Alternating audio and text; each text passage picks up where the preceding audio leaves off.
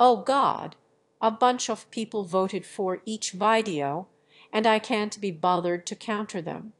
Hold on, I'm just gonna flip a coin. Oh fuck. Oh, it's gone behind me fucking desk. Fallout 3 is garbage, and here's why. The first two Fallouts comprised some of the best games ever. Virtually nothing else comes close. Okay, let me be more specific. 3 games come close. Oh wait, what's this? Ignore this. Forget about that. And all 3 of them are made by people who worked on Fallout. And they were also by companies that no longer really exist. These types of games are very thin on the ground, and don't ever do as well as they deserve to. I'm gonna talk about what makes the first 2 Fallout games good a lot in this video, but it's important to keep in mind that even without comparisons to the previous games, Fallout 3 fails on its own merits too. In an attempt to remain balanced, I looked up some reviews by more professional reviewers in the business at the time the game came out. After carefully perusing as many reviews as I can, I've isolated 3 key facts about the game. Fact 1.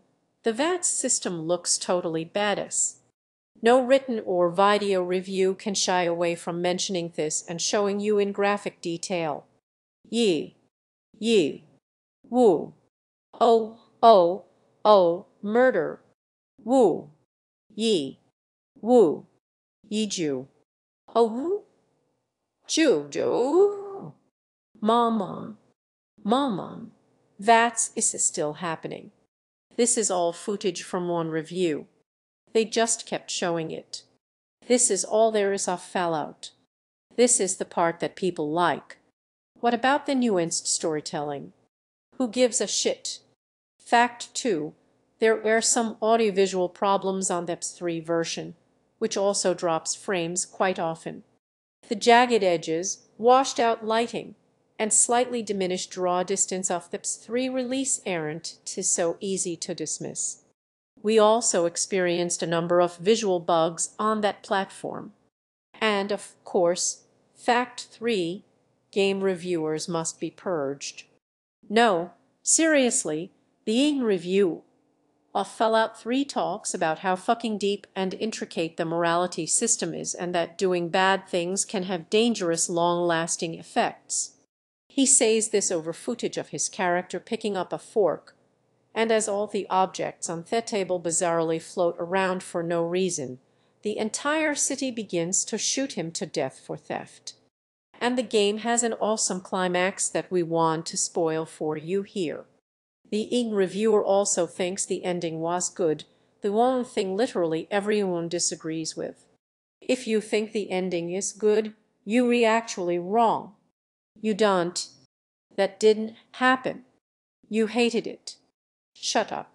But no matter which system you own, you should play Fallout 3, which overcomes its issues by offering a deep and involving journey through a world that's hard to forget. Kevin, you recalling the game deep and involving over footage of you friendly firing your fucking ollies for no reason. That guy shows up to help you, and I had hoped to assist in your rescue, and he's attacking him just because. Taking even the briefest glance at the game criticism industry at the time this game came out reveals it. It's just a cavalcade of fucking crazy people who think that do you want to kill a whole town of people or not is a deep question. Oh me God. Game journalism is unethical. The whole thing is a fucking nightmare mess. So we have to stop them. We have to stop this. How can anyone think this about? In an attempt to present fairness, I am going to start by listing out some of the things I liked about Fallout 3. I'm not against the game being turned into an apps. A huge portion of the core engine, even though I'm going to complain about it later, isn't actually all that bad if you strip away the bad things built on top of it. Fallout 3 has a solid base in there somewhere. I like that. I especially like that you can target the weapon in someone's hands and knock it out. It's a fun strategic move. If you ever played Perfect Dark and shot a gun out of someone's hand, it gave you a rush no other game could provide until Fallout 3 had it, which was neat. I still wish you could go for the A's. Though, like in the originals, I also wish the A was fucking terrible. I guess the other guy is gonna take cover or maybe duck in and out. Oh no, here he comes. I am just holding block with the sword found on the body next to these people. I could be wrong, but it looks like the sword is hurting them as much as it's hurting me when they tree punching it. Stand still. I am. Yeah, there are some occasionally funny moments or decent bits mixed in with the garbage we re getting too soon. The robot assuring you that the bomb is perfectly safe, we promise before you even know there's a bomb is pretty impressive as an opener. And it's an impressive closer for Megaton too, if you decide to blow it up. Also, the sniper guarding the town, who you can't reach without cheats and seems to know this. Hey, wait a minute. Megaton's a little different from up here. What is this? Morrowind. The funniest thing in the game is at Raven Rock, the Enclave base. You all notice the mess hall floor is a metal grating. Whole floor. It is.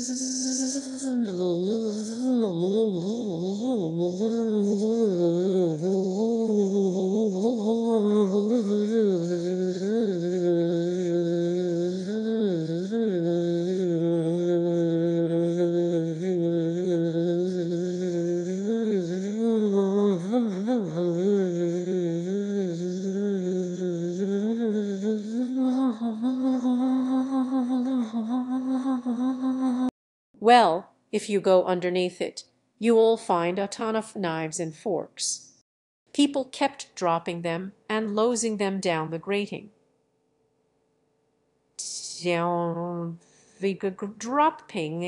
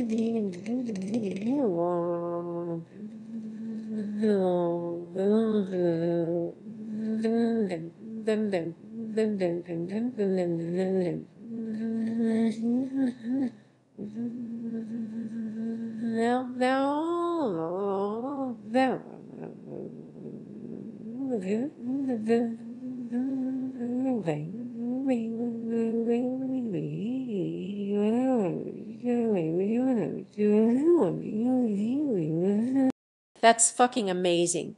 It's spectacular. It's the single humanizing moment the Enclave get in the entire fucking game. And I love it. If Fallout 3 consisted entirely of moments like this, it would be the best game ever made. There are some characters I like. Not many. I like Mora. She's interesting, quirky, has a personality, and she's probably the character you can have the most varied relationship with. By which I mean you can do the quest for her and make her happy. You can do the quest even better and make her happier. You can crush her dreams by talking her out of her ideas, or you can nuke her fucking town and then say hi to her later and carry on as if it didn't happen. That's almost death. That's all death. I like, what's his name? I like General Jing Wei from the Operation Anchorage Dulk. He's an incredibly one-dimensional character, but he is the one permitted one-dimensional character, unlike all the others in the rest of the game, because he's literally a racist caricature in a simulation created by Americans to train soldiers to want to kill Chinese people. You can literally convince him in one sentence to commit suicide, which unfortunately isn't far off from how you talk to real characters in the rest of Fallout 3, but it's still funny because it reminds you how messed up the creators of the simulation were and how obsessed they thought the Chinese were with honor. And also the line, "I'm going to kill you so much," is pretty funny. And, that's not it. Are those all the characters? Oh shit. No, wait. The medic armor. The medic armor from the basement of Old Olney sewers. Listen up, you goddamn puke. You are now wearing prototype medic power armor. You take care of me, and I'll take care of you. That's right. I'm stretching the definition of characters purely to complement a game I don't like. That's how seriously I take being fair on a game. The medic armor is similarly a remnant of a messed up period in American history, and when you put it on, it starts yelling at you like a cartoonish drill sergeant. But even better, it ruins stealth on purpose. If you re-near an enemy, it speaks, and this attracts enemies. It literally makes the game harder. But it's an interesting piece of world building, and it manages to say something about the culture that built it, the obnoxiousness of violent American supremacy or whatever. And, oh, nope, nope, that's it. So two characters and one talking piece of apparel are good. And that's it, everybody. Don't forget to like, rate, and subscribe before you eat shoots and leaves. But if you want to take a more critical look at the problems with this game's design and perhaps whittle the act of playing video games itself to the bare knob of its meaning, stay right there. Let's go on an adventure. Forminus 3 begins with your character's birth. The vaginal slit dilates, that's not what it's called. Hold on a second. The cervix dilates and there we are. The next hour or so is spent making the character, picking their stats, and learning the dialogue and VATS systems, up to the point where it's hard to tell what's going on. It's a lot of work, but it's a lot of fun. It's a lot of fun. It's a lot of fun. It's a lot of fun. It's a lot of fun. It's a lot of fun. It's a lot of fun. It's a lot of fun. Os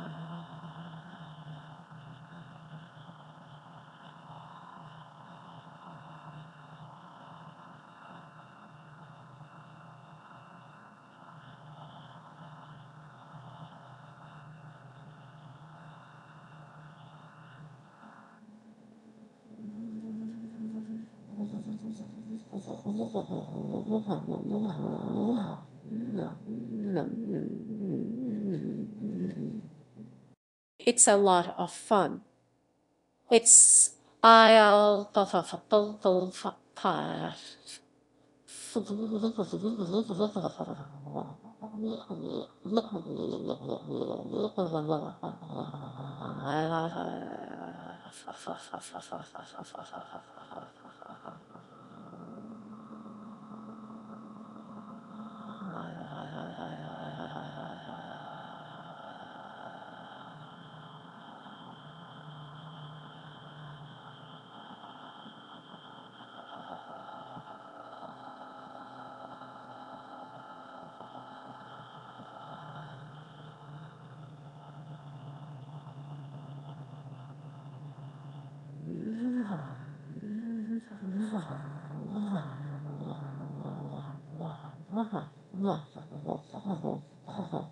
It's a lot of fun.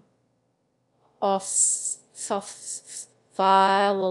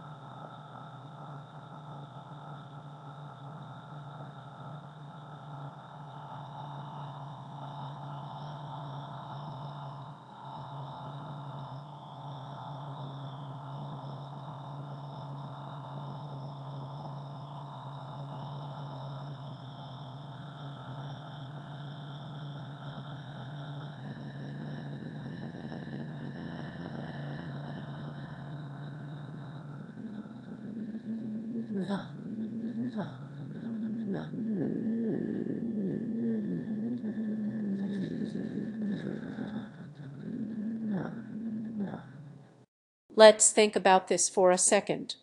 The protagonist's literal birth is the bad joke answer to the question, where should our story start? The other problem with this opening is it's fucking boring. The stat picking process takes ages and corresponds to long scenes of your character growing up and nothing major happening and meaningless hijinks as you learn how to control a first-person video game. You press the WASD keys to move and use the mouse to. Are you ready to learn you need to click the mouse to shoot yet? Sorry, push mouse 1. I dunno, maybe we should fuck around at a birthday party some more. I genuinely want to know whose idea the opening of the game was. Give me their name. The first Bethesda employee to tell me who came up with the opening sequence set in an enclosed space you have zero control over in their action arc about having freedom and making meaningful choices gets to live. But eventually, the game properly starts and you can finally start acting of your own volition. Your friend gives you a gun and disappears down the hallway. And no, that's not a description of how quickly she moves. She's literally gone. You grab your stuff and go to follow her. There he is. Hold it right there. And it was here, in the first proper room of the game, that I knew Fallout 3 was going to be a problem. This is Officer Kendall. He and all the other cops in the vault beside one attack you on sight as soon as they see you. Remember how we just said you can finally act of your own volition? That was a lie. You can't initiate dialogue at all. The roaches that attack him rarely kill him for you, and once he kills them, he goes hostile on you. If you try to run away, he'll chase you. He'll chase you through the entire vault. He is dedicated to putting his fingers in your eyes. No, wait, you can't target those anymore. Your head, then. Whatever. You can talk to Budge, the fucker who's been bullying you your entire life. In fact, you have no choice not to. He will chase you down to tell you about his mother.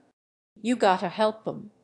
But you can't speak to this guy, who's been a law-abiding citizen and a nice vault cop who attended your birthday party. Butch, fucking Butch, is allowed to have depth and be treated with a range of options. You can help him save his mother, leave her to her fate, or murder him in the head. This is the closest the game comes to a series of choices, but the game literally forces you to encounter that choice. And meanwhile, you don't even get one whatsoever when it comes to Officer Mac. Is this what Fallout is supposed to be? A hallway with enemies to shoot. That sounds fine for your bog standard action game, but isn't this supposed to be about having the freedom to choose what sort of person you are? Because now, no matter what sort of person I turn out to be, I've already shot a man's fucking head off his body. Officer Kendall is the victim of the lone wanderer. He's a victim of bad writing. Compare and contrast with your first meeting with a hostile human in, say, Fallout 2. To continue in your quest, you must defeat me in armed combat. Why do we have to fight? The path of the chosen one is not an easy trail to walk. A bomb. This challenge prepares you to face another human, look him in the eyes, and know that you may have to kill him. I disagree with you. I think that a peaceful solution to any problem is possible. You see you in shit. Police officer. I literally couldn't even attempt a conversation with. Say hee to your family at your crappy state funeral I had no choice not to cause. Oh, and it all be closed. Casket, because this is how firearms work. Officer Parkus intestines now. A lot of games make a big deal out of player choice, but few in recent memory offer so many intricate ways of approaching any given situation. There are so many options. Gun. Bat. Oh. Knife. Having a conversation with the human beings in front of you with thoughts and dreams, and it's this freedom that makes Fallout 3 worth playing and replaying. Okay. Hello darkness, my old friend. I've come to talk with you again. If you aren't Butch, this on guard, or the overseer, your only meaningful choice is picking which weapon you mash them to death with. They retreated like the radroaches. Like I said, the problem with Fallout 3 isn't any one issue. Having a long sequence where you play as a babby and pick your stats from little books is fine, but this in tandem with the several other long sequences, the being told how to click a mouse, the escape sequence where most players unavoidably killed a bunch of cops because they weren't given any other choices in this game about having freedom of choice. The character you build is garbage too. They took out all the nuance from it. They took out the trait system because traits are scary. For those of you who don't know, traits in the first two games are special choices with positive and negative downsides, which you can start the game with that radically alter the game, like Jinx, which increases the amount of critical failures everyone, including you, can get, making the game a hilarious mess of constant suffering. It's how we make almost every character nowadays, and it adds yet another layer of possibilities to the proceedings as enemies and allies blow the weapons out of their hands and your dog does such a bad job of biting someone that his leg spontaneously breaks. But who'd want to risk having funny things happen at random, or cool risk-reward builds for characters who want to specialize in certain types of skills? That sounds too fun. and like it would add too much variety, that would run the risk of making the vault escape sequence even a little different every time you do it. And it's this freedom that makes Fallout 3 worth playing and replaying.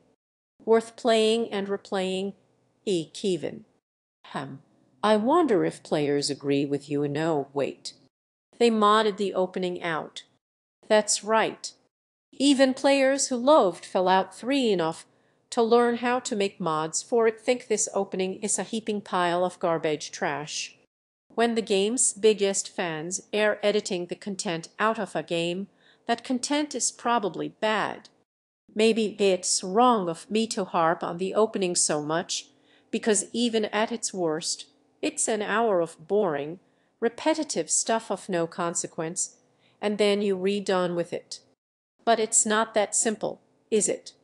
The sort of people who thought this was an acceptable way to open their game about freedom and choice made the rest of the game, too. Whoever it was whose fault is the opening, you can see their grubby little piss-stained hands all over the entire game.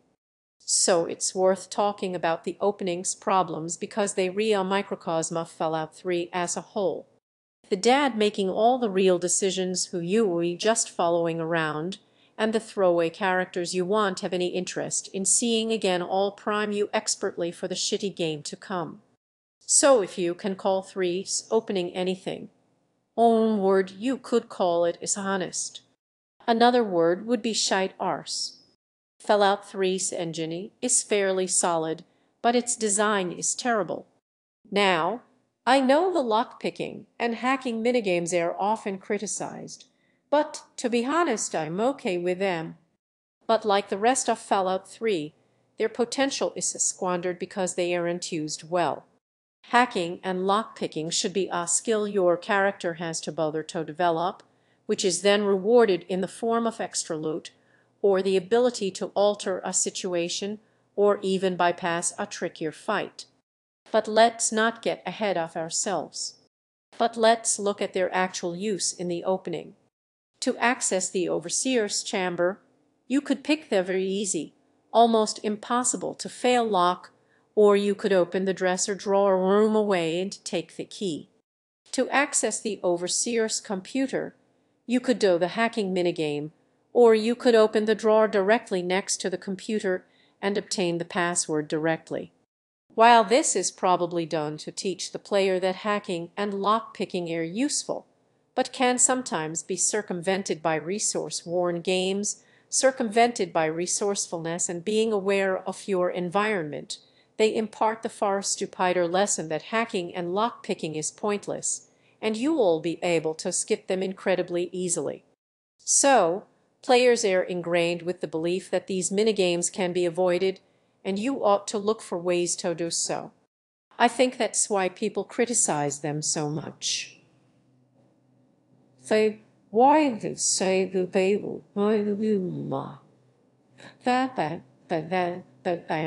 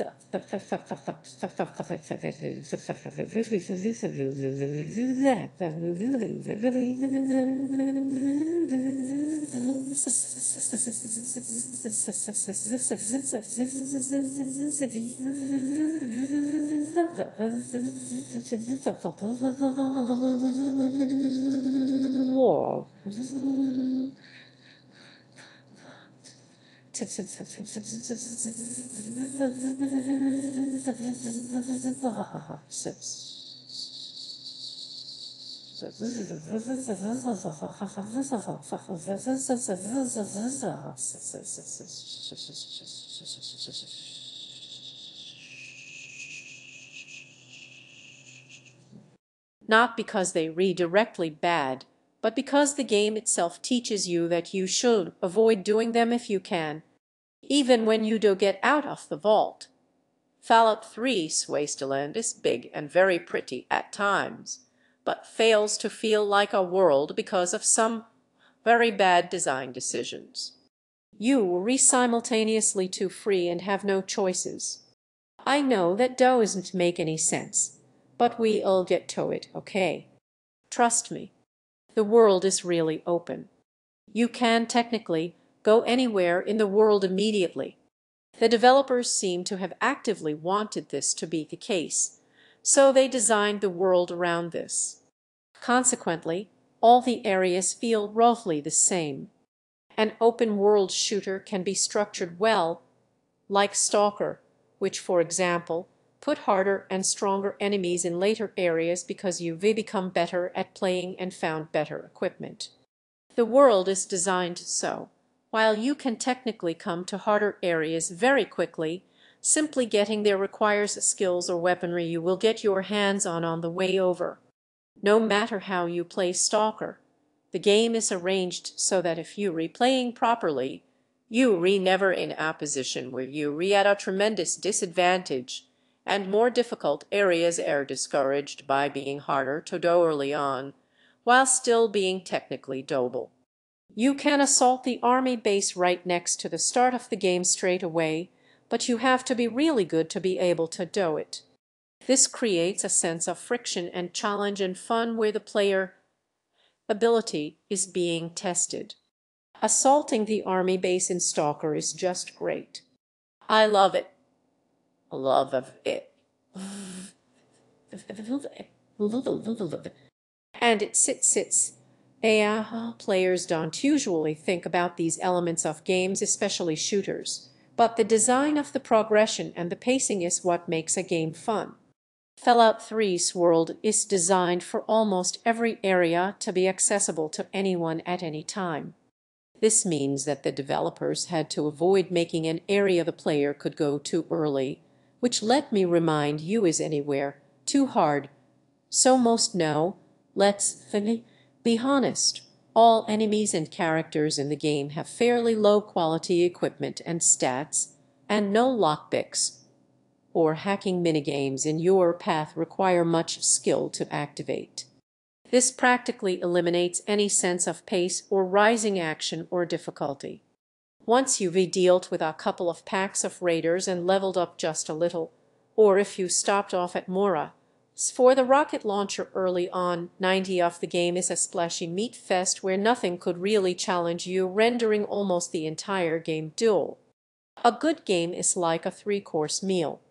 You have your salad, your main, and your dessert. Fallout 3 is one massive salad, and you only need to have a little bit of salad before you wish the waiter would bring you your fucking spaghetti. A ton of popular gameplay mods for Fallout 3 make the game harder in various ways, with more realistic weapon damage, or harder enemies, or adding more mechanics the player has to deal with to survive, and this is because past a certain point, you gonna need that stuff for the game to be challenging in the slightest. Once again, modders are having to do the developers' jobs for them. The most popular of these, Fallout 3 Wanderers Edition, also adds the ability to skip the opening, because of course it would. Whoever designed this mod should have made Fallout 3 the place where you should be able to expect the enemies and their skills, weapons, and armor to really get more difficult is the main story, but the developers had no way of knowing what level the player would be when they were doing the main story, and wanted to make sure players did to get stuck.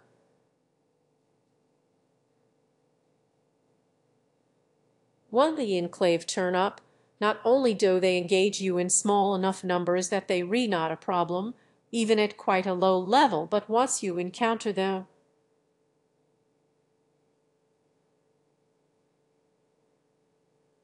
greater number the why the clothes the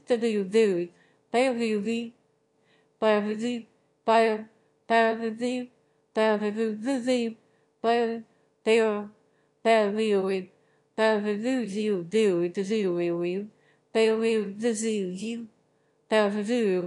they will do where we zoo where the zoo where you do well where well well well you where we are well well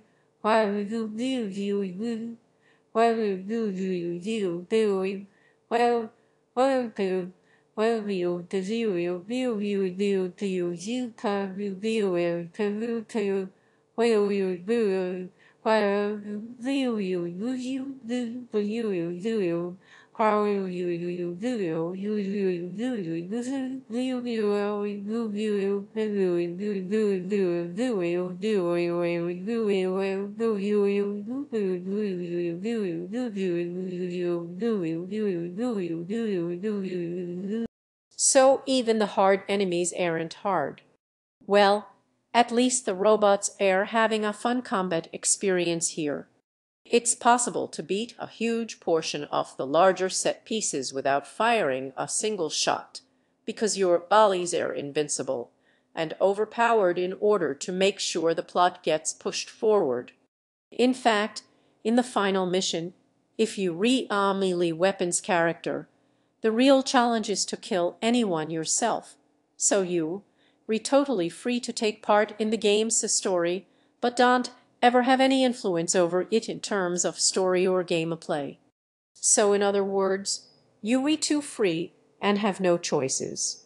Do you get it? It all made sense. There were a couple of areas that are suddenly very difficult. For example, the old only sewers I mentioned before are a nightmare mess. The death claws are really powerful, making the area the most challenging one in the entire game, and literally impossible if you went to it early on. The reward is a suit of power armor that's no better than the armor you'd need to be wearing to get to it, which, by the way, is still overpowered for the entirety of the rest of Fallout 3's world. If you're gonna have an area like this, you should probably put it somewhere only late game players can get to so they don't get murdered over and over expecting it to be like the rest of the game. But no, it's just sitting there. Worse off, it's not even leveled to the areas around it. Right next to it, further away from where you start the game, is the Republic of Dave.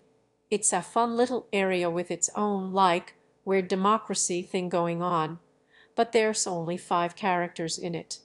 It's really fun. The Republic of Dave is, only one of the few truly cool areas in the game, but they really two areas that should to be right next to each other. They should be on opposite sides of the map. These areas are 2 of my 3 favorites in the game, and they both shoved off to the side right next to each other like an afterthought. A game that properly paced itself would arrange its map so you encountered the latter very early on, and the former much, much later, when, in fact, the opposite happens. Speaking of badly thought out gameplay, thanks to the poor visual design and writing, it's often very difficult to know how to get somewhere once you decide where you want to go, or what exactly to do when you're redoing a quest. The world is so big and full of junk that, for most of the game, if you're redoing a story or optional quest, you can't rely on the game to tell you where to head visually. You have to look at the arrow on your radar. And down here is the biggest travesty in the history of video games. Okay, it's not that bad, but it's pretty bad. A good game can tell you where to go effortlessly through the design of its levels, or by giving you enough directions that you can put the pieces together yourself. This is good because it encourages the player to be aware of their surroundings, which lets them fully appreciate the worlds the designers have built and all the neat personal touches to it. When you build a world centered around giving them a blip on their radar to walk towards in a straight line, you hamstring not just their own sense of going on their own journey and making their own decisions, but you've created a situation where the game is teaching you to follow this with your brain. But where the gives you the the the the the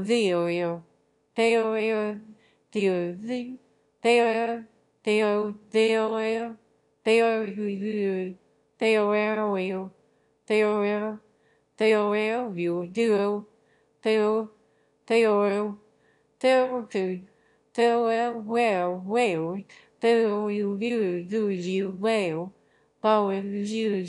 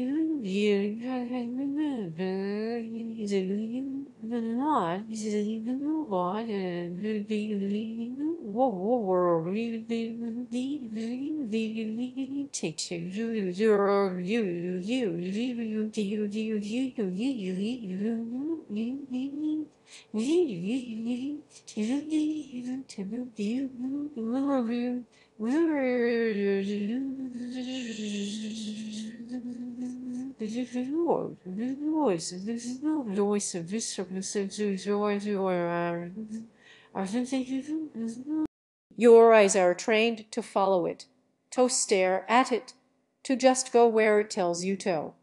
The levels can be often quite nice looking, with fun little things to look at, but your eyes are here at all times. You probably did even notice you were doing it, but the game subjective marker slowly turns you into an idiot with no awareness of your surroundings. Here's a review from 2014. A review from 2024.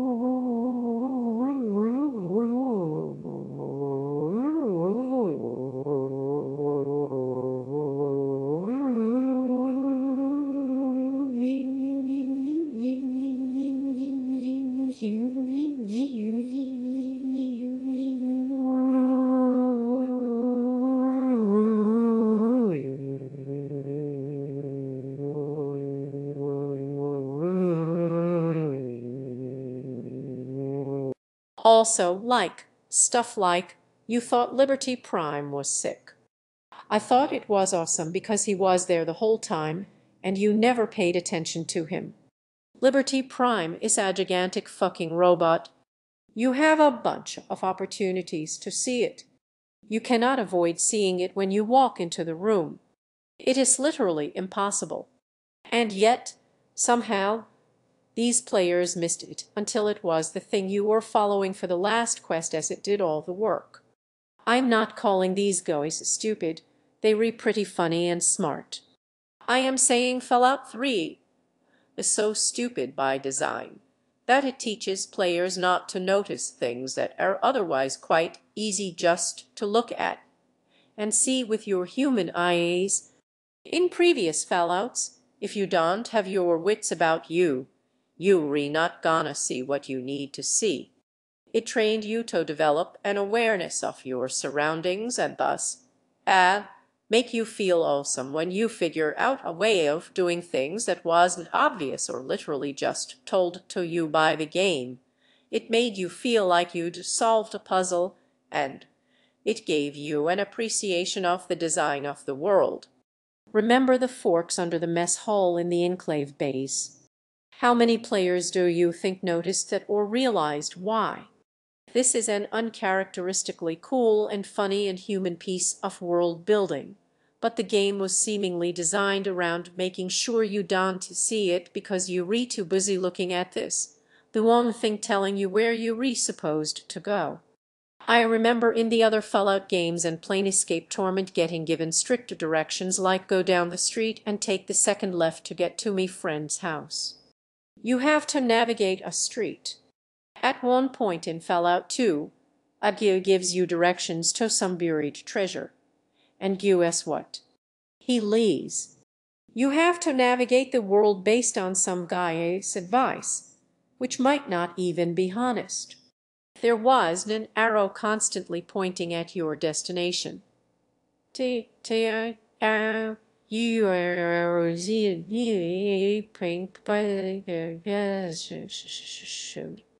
Conversely, turning this arrow off would render many quests impossible because figuring out what you have to do and where without this guide justice to something the game is equipped to do.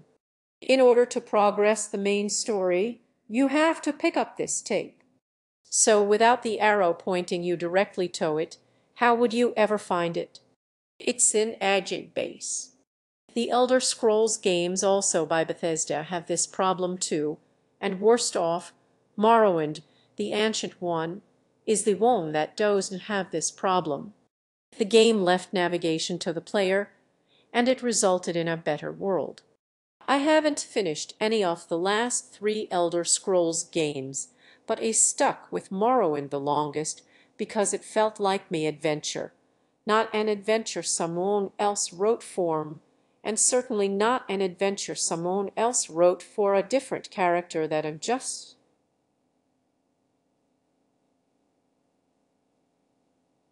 Therefore, one area of the main story, Vault 87, doesn't give you a place to go.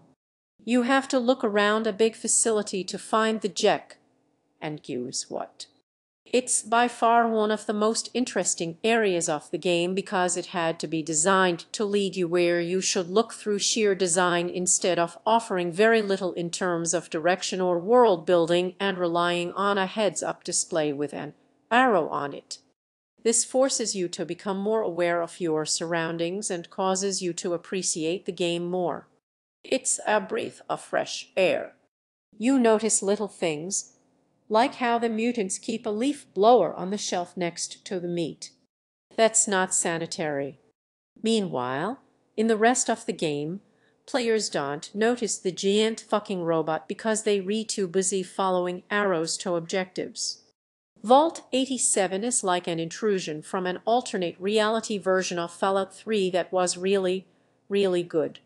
It's also the one place in the game where you can actually talk to a mutant. Imagine if you could do that with more of them. But it's not just the way you re-led around or the poor visual design of the world. No. Fallout 3 is geometrically wrong, and we gonna show are working. Have you packed your protractor? Because I didn't, can I borrow yours? In open world games, players can theoretically go anywhere right away, but designers, at least decent ones, do their best to set out a path and give you a sense of direction and progression. This applies also to side quests. While optional content that doesn't affect the main story is fine, there are good and bad ways to put this stuff into the player's view. In Fallout 1, when you re-looking for the water chip, you start off with literally one thing on your map, just like in 3. We marked your map with the location of another vault. Not a bad place to start, I think. So, you head in this direction. But what's this? That's right. On your direct path to your objective is Shady Sands, the first populated area. Do you see what the game's done here? The game has given you one place to go, but on your direct route, it's offered you another one. You could go wherever you want, wander around, prance off into the wastes. In fact, you could go to one of the last areas in the game by just walking left. But with just this one location, you've actually been shown two places to go. On top of that, you actually can to get into the vault without a rope. Luckily, you now know of somewhere where you might find one. No objective marker needs to pop up to let you know you need to find a rope with an arrow floating over the people who can sell you one. You go there, you see you need one, and then it's up to you to find it. This establishes a very important narrative and thematic through line. You retold to do something or go somewhere, but doing that isn't so straightforward. You have to be resourceful to make things work. The game is saying what you have to do is not going to be obvious. Use your head. This is capped off by how, once you do get a rope and descend to the bottom of Vault 15, you find the lower levels have been completely destroyed and you're going to have to search elsewhere. So the only instruction you've being given leads to a dead end. None of the people in Shady Sands have probably ever seen a computer in their lives. You have to find your own leads from here on out. The game doesn't hold your hand, but it nudges useful options into your path for you to work with as you see fit. Now it's just you, the Westland, and hopefully, somewhere, a water chip. Finding out where one is and figuring out how to get it forms the basis of the entire first half of the game. It's a free-form journey you venture on yourself.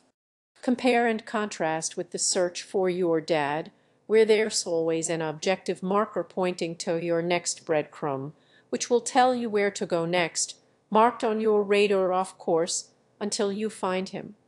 There's no actual adventuring for the player to do. I think this is why a lot of players ignore the story for a lot of their time playing the game. The story is so engaging and requires so little effort or thought on your part that your brain sort of slides off it, and you go off to mess about with Tenpenny Tower or those vampire guys, or just wander around listening to the radio. Fallout 1 always makes you feel like you're the hero on a journey by straightforwardly putting the onus on the player to connect the dots while handing you places to look in an order of increasing complexity and danger based on where players are most likely to go next in their mission. It's free form, and yet it's also subtly structured. You're always searching for the water chip, always on your guard for someone who might happen to be able to help put some pieces of the puzzle together, and when side quests happen, they also engaging, and they reintroduced in an organic, entertaining way. For example, after you've discovered Vault 15's wrecked, you remember ago you talked to mentioning trade caravans that carry water to and from several towns and cities. So you check out Junktown. On the way into the town proper, you hear this guy called Killian is the town's sheriff, and there a dude called Gizmo. You runs a casino and does crime things. I go see Killian, who is like a shopkeeper as well as a sheriff, which is a little weird and controlly, but he seems nice enough. Oh, I think I already have. I think I already have. I thing.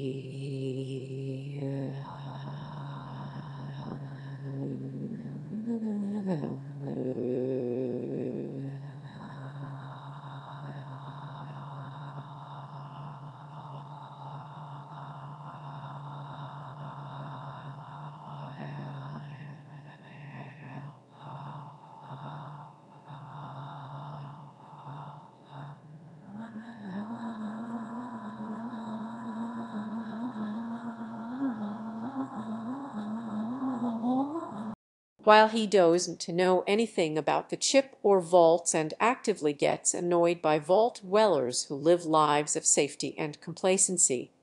He seems like a nice person and has stuff to sell that can help you out. Then Aga comes in and tries to murder him. Holy shame right here. Ivy looked into his dreamy eyes. You can't do that. Obviously you help out. Then Killian's like, we know Gizmos behind this, but we law and order type guys, so we have to follow procedure.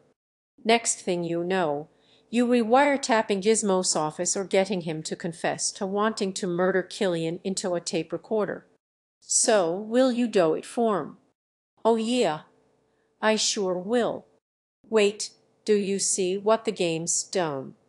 You've reached a point where you're repulling classic cop show hijinks, and it all happened completely organically from walking into a store to ask about the water chip.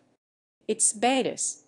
And the side quest is not only entertaining and fun side content, but despite being technically totally optional, the game almost forces you to get involved from how it introduces it to you.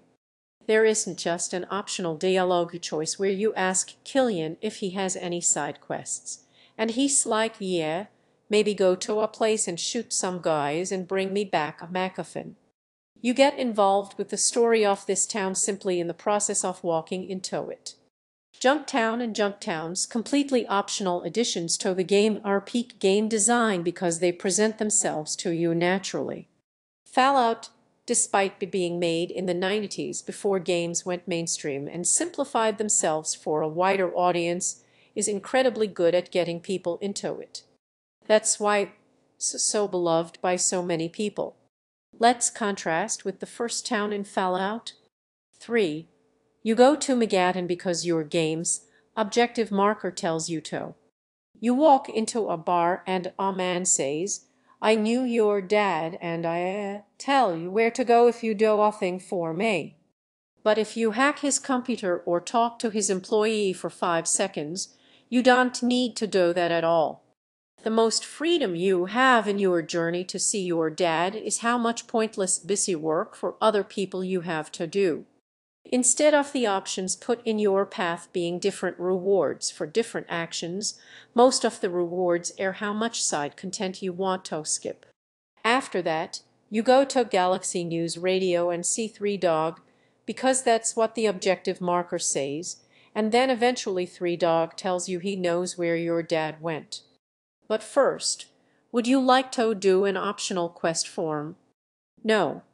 Okay, well, he went to Rivet City. All right, so you go to Rivet City.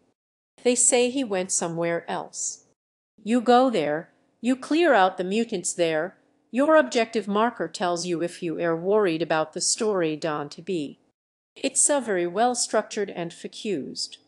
And then you go there and blah blah blah. You still following this one fucking guy's trail. Which brings me to the game's biggest single narrative and gameplay problem. The main character is never the main character. Your dad is the main character for most of it, doing his own thing for his own reasons. All the game's truly big decisions, the decision to abandon his life's work and raise his son, the decision to leave and try again, the decision to kill himself in order to prevent the Enclave from taking over. You spend too much of this game watching your dad have a much more intricate story. So, oh, I'm more so here. It's time. God damn it, Janice. What did I tell you about walking tow tables in the middle of a fucking cutscene? The real main characters are talking here. But even when you're daddies, you're not left to pick up the pieces and make things work for yourself. Dr. Lai immediately takes over and starts giving you the orders for where to go next. We've got to evacuate now. Don't wander off. We're going to need you. Geez, Madison, you don't have to be rude. I'm standing right here. This guy knows what's up. Or he knows something. Are you all right? Mate. Hello, Darkness, my old friend. Here she is convincing the Brotherhood to let you in. Lions, I know you in there. I know you can hear 'em. You open this goddamn door right now. I guess I'm also here. I mime the player, but we and then, when the time finally comes to take back the memorial and kick the enclave out, who gives the triumphant speeches and leads the charge? Not you. When we redone with this, everyone can have a nice cold glass of water on me. Pry, move out. Hey guys, how's it going? I literally can't even move. I have to watch this play out exactly how the developers want it to. The biggest effect you can have on the final mission is if you bring Annalie in with you. Lions can't get past them when it takes longer for them to get out of the room. The final mission is you walking in a straight line, assisted by the Brotherhood as they kill everyone for you, and Yuri all following a robot as he kills everyone else. I spent a huge portion of this mission trying to score kills of my own, and I think I got about 3. Oh, come on, guys, no kill stealing. That's just rude. So, apart from a few brief flashes of brilliance like Vault 87, the entire main story the developers wrote for their game is total garbo and barely even actually qualifies as a story. You read basically a camera with legs who watches a story happen at you. This makes the player constantly aware that they aren't really taking part in a story. They re just playing a video game. Playing OBGs. Like, I can already imagine an angry comment saying, he's complaining that people are treating the game like a game. Lol. But bear with me here. Games, especially role-playing games, are focused on creating a sense of not simply being in a game, but of being immersed in an interactive story. They re-emergent from tabletop games like Dand or, in Fallout's case, GURPS. If someone invited you to their weekly session set in a post-apocalyptic wasteland, and the story was not only weirdly railroady where your character's dad, who was immortal until his heroic sacrifice, and some lady in power armor and her pulse did all the real work, and the only way to interact with the other stories in the world is to ask where the side quests are because you aren't introduced to them organically, you're not really going to be having a good time. Core concept. Bottom line. Fallout 3 fails as an RPG because it fails to make you feel like a person in a world. What does Fallout 3 have to make up for it? Well, that's easy. The rocket launcher. This weapon was touted hugely before it came out. A physics gun that shoots stuff at people. How fun. I'm not saying the rocket launcher's bad. It's not an inherently stupid thing to add to a game, but is it the sort of thing you should be adding to your game before the writing, or storytelling, or game design? One last big design problem. Speech as a concept. Fallout 3 broke it. In the first 2 games, dialogue had a lot of sneaky behind-the-scenes stuff going on. If your character wasn't smart enough to know something, you could say it in a conversation, and even then, if you didn't have high enough speech, the smarter, more convincing options weren't available. You didn't even see you could make them, and when they were available, you had to actively choose them yourself. You were shown a list of options, and it was up to you to discern what the best, most persuasive thing to say might be to the character in question. It was subtle and awesome. As always, Fallout 3 ruined everything. For one thing, they were always openly visible to any player. No longer is having high speech a nice surprise that either causes a cool new option to open up and surprise you, or a backing thing adding to your list of possible options. The high speech options are always just sitting there, unsubtle as a gun that shoots junk.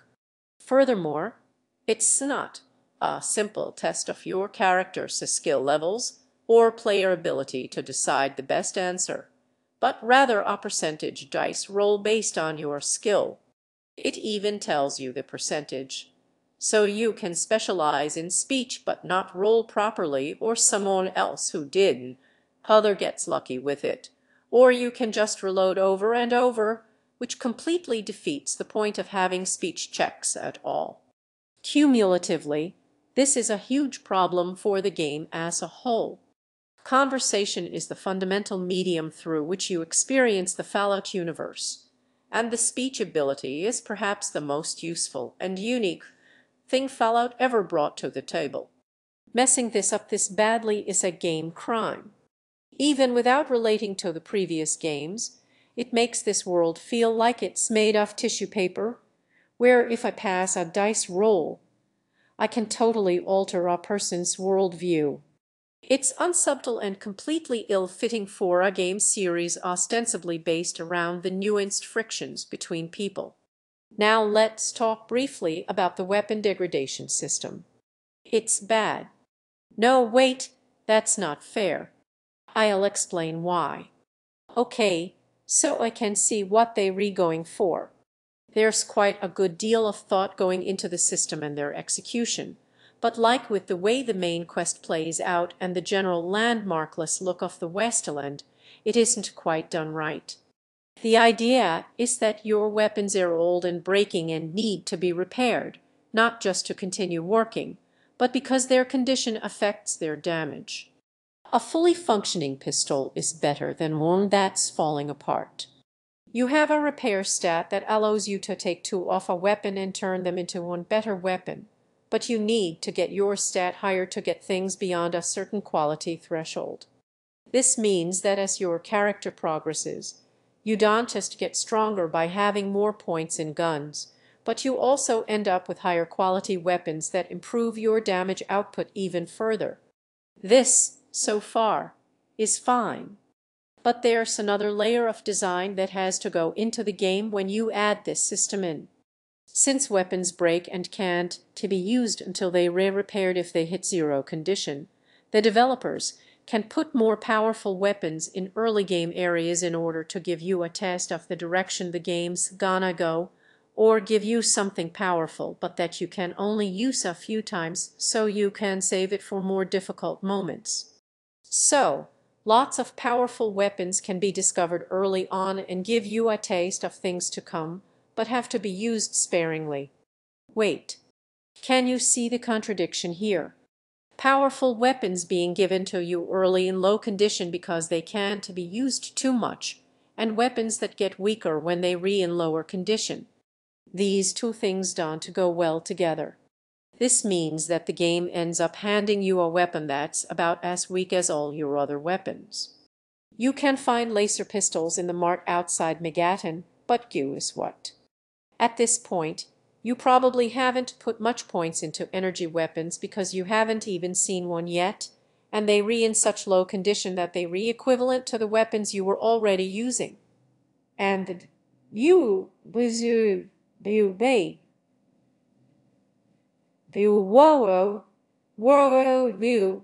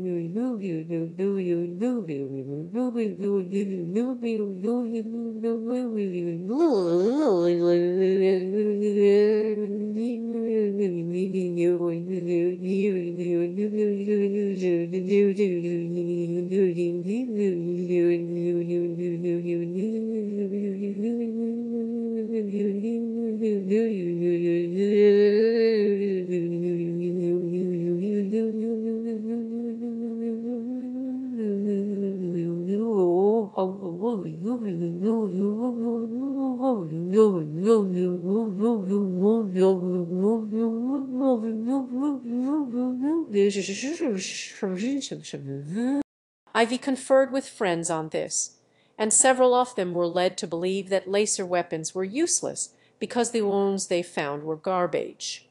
This isn't just me and me weird Poles either. The internet is really unsure what to think about energy weapons because the first ones you encounter are terrible.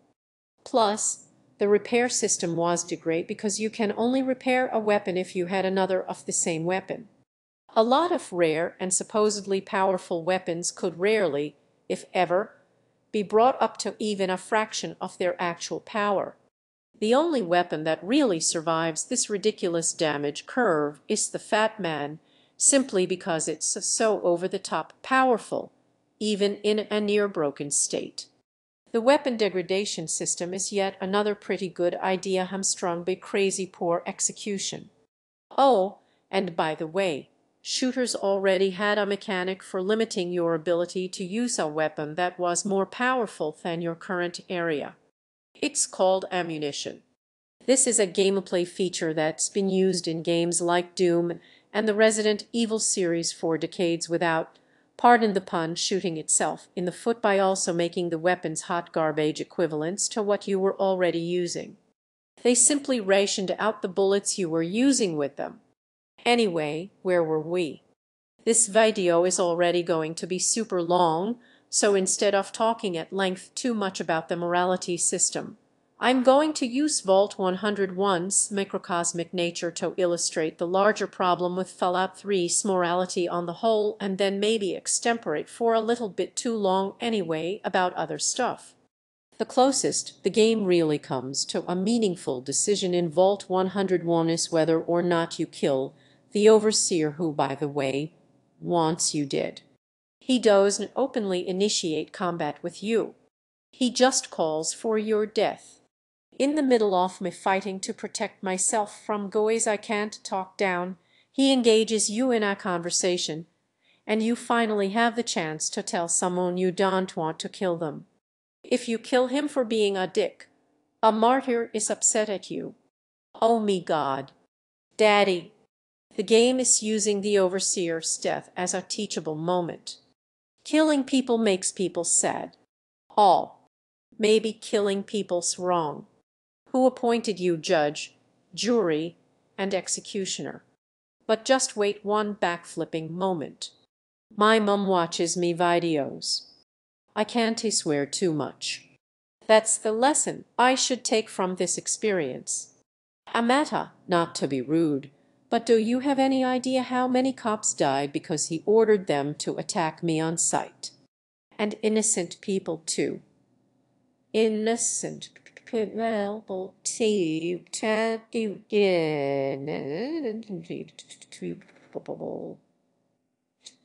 There's something insidious and fucked up to Fallout 3's approach to morality. So many characters are utterly disposable. Throughout the game, all sorts of people will shoot at you without a second thought, and you will kill them, or you will run away, or you will die. That's the extent of your moral interaction with a huge portion of the game's characters. The game could have had a more nuanced perspective, where the player is at any point made to consider that all these people had friends and parents and children, but instead being nice is reserved for a couple of specific people, who are often the most responsible for the problems you experience. How nice of Bethesda to occasionally let me specifically be nice to one person. Worse than not even giving you the option of being decent to these guys just doing their jobs.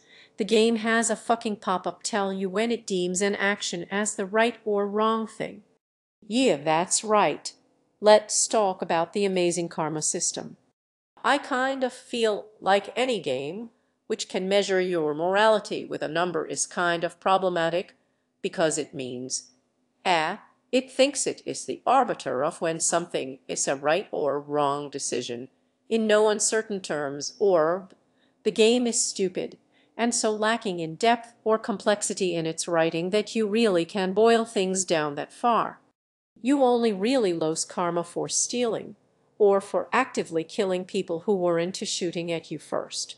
But some people you do gain karma for openly killing, because they apparently just that bad, so you can walk into a bar and do this. But because he's a bad guy, everyone just sort of ignores it. You gain karma for shooting a man in the face in public. I did a good thing there. Meanwhile, with a few specific characters, often leaders of the groups that are trying to kill you, the ones who initiate the whole thing, all of a sudden, you're supposed to consider the importance of human life. The overseer is the first in a long line of people who you can spare or convince to change their ways, or give up, or whatever, but who accidentally make the fact you kill your way wantonly through so many people to get to them fall completely flat.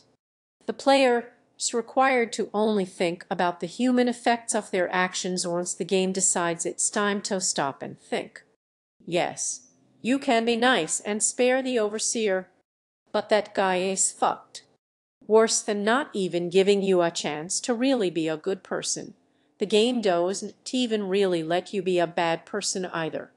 And by bad person, I don't mean, hey, let's kill all these people for no reason. I am so edgy. My name is not important. I mean as in the game, never, and I do mean never, puts you in a situation where the lines are blurred, or where both sides in a conflict have a point, or are both equally wrong and can be opposed by a superior idea, or where only you benefit from the arrangement. But in the long run, this might be better for the world as a whole because you are, after all, the main character. You only ever really being nice, or being a fucking murder man, or being a fucking murderer. Well, really,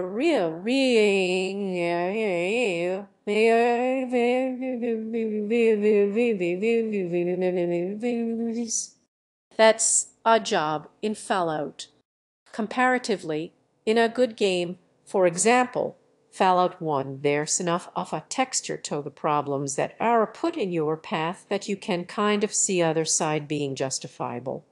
If you side in Junktown with Gizmo, who's quite straightforwardly a self-interested dick who wants the sheriff dead because it's bad for his business, straight says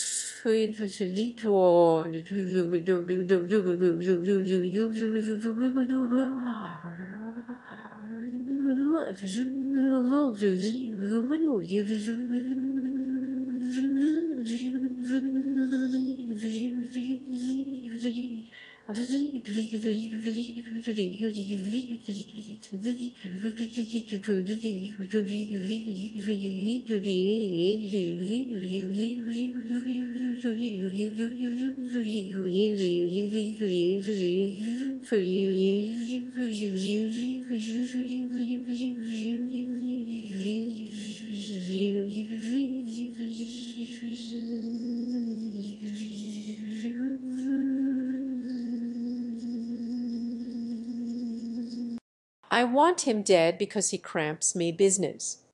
Junktown gets better. It grows and becomes a far more successful town than it could have been before. While I don't personally think it's a good choice, there There's enough room here that I could see someone with different socio-political beliefs than me making a convincing argument that Gizmo's version of Junktown is a more prosperous one that's ultimately better for the people in it. That's right. Fallout 1 managed to give you options where the right answer can depend on what you personally think is best for humanity. And speaking of the towns made of junk that you encounter in the beginning of the game, Fallout 3 attempts a similar choice with Megaton. You can either make the bomb safe and help the people a little, or blow the whole town to fucking smithereens. Wait, what? That's right. Fallout 3's version of a nuanced moral choice is, do you want to kill a bunch of innocent people or not? Is killing people for no reason okay? What a complex question. How deep? 10 out of 10. The nuke really well illustrates my problem with the game's moral system. You walk into a town, and a guy motions you over and says, "Hey, you want to kill everyone. I know you have no reason to want this, and to be honest, neither do I, but, and to be even more honest, neither does the guy I work for. His reasoning's really poor, but you all feel like you having an effect on the world, right? And since Megaton is a town that can theoretically be blown up very early in the game's story, none of the characters in it actually matter very much. They aren't allowed to.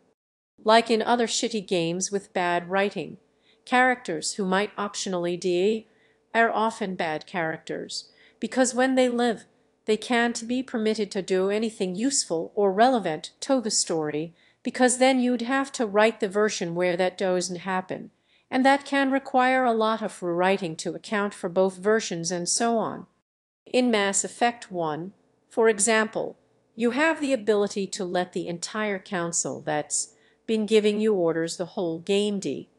In the sequel, the council barely even comes up, whether they lived or not. This is because accounting for the deaths of the most important people in a political system is actually really difficult if you then also have to account for them not dying. By the time of Mass Effect 3, BioWare fucking gave up on the idea of players having freedom, and if you killed the council, they get replaced by almost identical looking copies who are virtually no different. You are essentially getting to choose what outfit the council is wearing, so it becomes a decision that's ultimately set dressing for what some of the people you talk to on the space telephone look like. Much like that decision, Fallout 3 renders its first town practically meaningless on purpose, because nothing of value can be at risk of having an effect on the wider story. Even your dad doesn't to get that mad that you blew up a town and killed a bunch of people for no reason. You re-still me, son, and I love you, but I can't and again to tell you how disappointed in you I am. We'll talk more about this when there's time. What do you have to do to get this guy to hate you? Ironically, the most nuanced and interesting character in the game too, Mora, actually does survive this incident, presumably because the developers put so much effort into her long and varied quest that they didn't want to risk players missing out on it, so, effectively, walking into Megaton and shooting Mora the head has worse consequences for your future options than blowing up the entire fucking town with a bomb. Nice job, Bethesda. Hey Mora, if you can hear me, I found that landmine you wanted. I'll bring it over. Keep working on the survival guide. They could have built an area that arguably deserved to be destroyed, maybe because it relied on slavery and was planning on expanding and causing more harm to others. The player would have to weigh up the cost of invoking the nuclear option, the innocents and slaves caught in the crossfire, and possibly explore alternatives and live with those choices. But instead they built a normal town and said, hey, you want to blow it up for no reason. The be good or be history's greatest monster choice is the only consistent set of choices you re-given in the game. Towards the end, you have the option of putting a virus in the wasteland's water that purposefully makes it so that every mutant is probably going to die. And the person who gives you this option doesn't give you anywhere near a decent justification for this being a good idea. We're going to come back to this later, but the specific and consistent issue in this game is that you can't really be a good person or a bad person because there are no situations in which you have to decide what you think is best. There are only objectively good or bad decisions. I've chosen to play as a good guy this time. Or, I wonder what being a murderer is like. You leave the safety of your vault into this world, you know. You a big decision. Am I going to help these people, or am I going to, do me own thing and serve me own selfish needs? Help people or do me own thing? Those aren't real choices. What about giving the player different ways of helping people with downsides or risks or wider effects for the rest of the world? There's no Junktown scenario where you have to at least stop to consider that giving Gizmo the power to pursue his business will pull more people into the town and make it stronger than the guy who runs the town's police and can be kind of iron-fisted about his ideas of what's moral. You have to pick a side. The end result is the player doesn't feel attached to the world of the game because there's nothing that demands any real moral consideration on their part. If you've decided to be good, here's all the tips I can give you. Don't nuke the town and shoot the bad guys. Fallout 3 reuses and references tons of aspects of the previous games, which is normally fine. It's in a series, but it reuses all of this stuff on a constant basis as a crutch, and it never really does any of that old stuff the justice it deserves. There are so many things that appear to have been brought back simply so the game looks more like a Fallout game, not because they actually needed to be there. It's not because the game is bad. It's because the game is good. It's not because the game is bad. A Fallout game, not because they actually needed to be there. Similarly, the super mutants are back. I expected this because they've been around since the first game, but I didn't expect them to be so poorly done. Fallout 1's mutants are dumb and violent, but they have a purpose and a goal, and a set of beliefs about themselves and the world. The super mutant is the next advancement in human evolution. Soon everyone in the world will be converted and peace will reign. They have a moral code that they believe will lead to peace. You don't get the chance to spare any mutants in the first game, but you are given ample opportunities to explore why they can't be, and why they wouldn't listen to you. In 2, the mutants are far less relevant, but the final boss is technically a super mutant in power armor. Otherwise, the mutants you do run into are all a little more chilled out. You talking a long time ago. The world's moved on. People are racist towards mutants for things that happened a long time before, and the mutants secretly still believe that their master plan could have worked. There's a texture to them, especially to Marcus, who will happily claim he thinks his best human friend would be better if they'd been turned into a mutant. What a great mutant he would have been. There are tensions, and yet there isn't any reason for hostility. It's just people with different views and appearances learning slowly to get along. In Fallout 3, the mutants are orcs. They run around killing people for seemingly no reason. Killing people for seemingly really they're you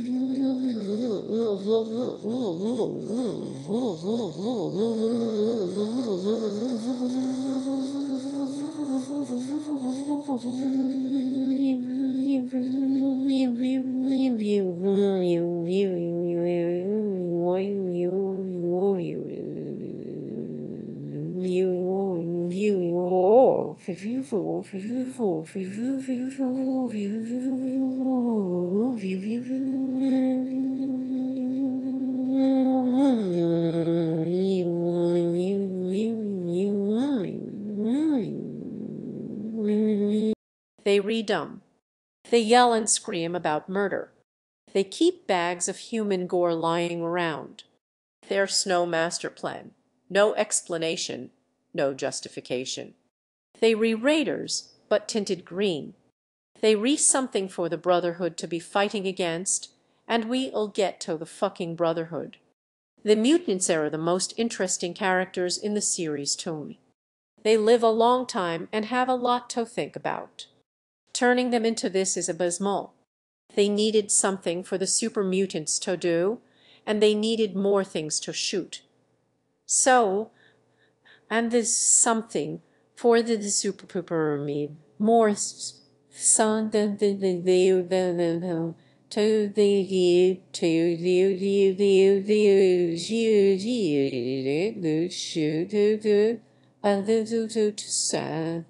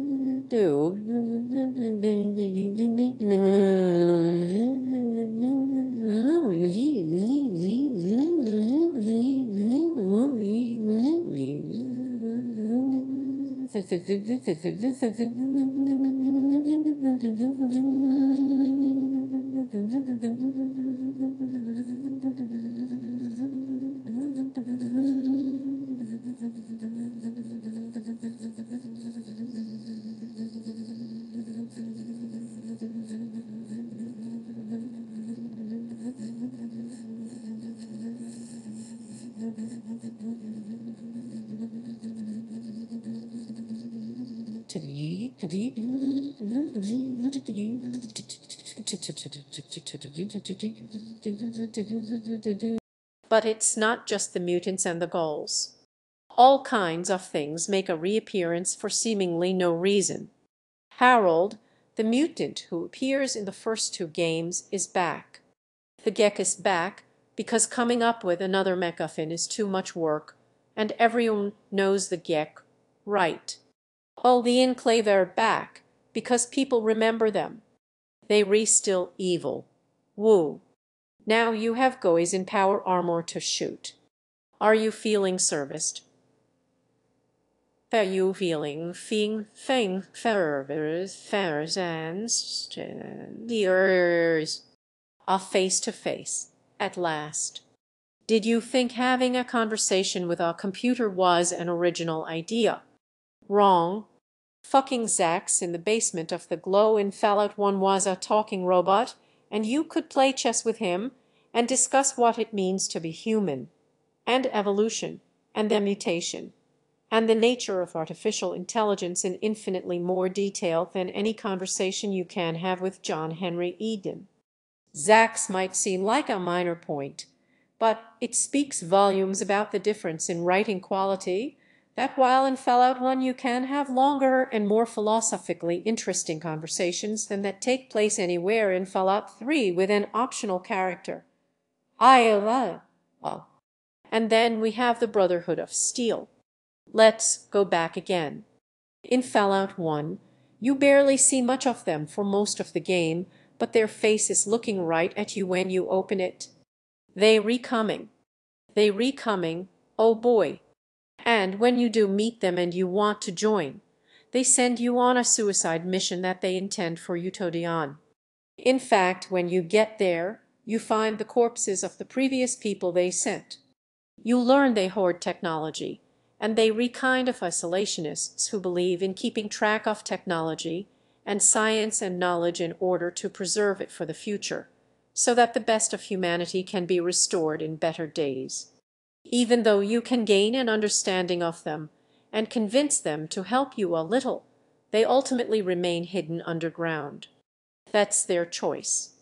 The beautiful, capital B beautiful thing about the Brotherhood of Steel is that they re-so human. They re-likable, they re-cool, they re-smart, they re-powerful, and they re-wrong.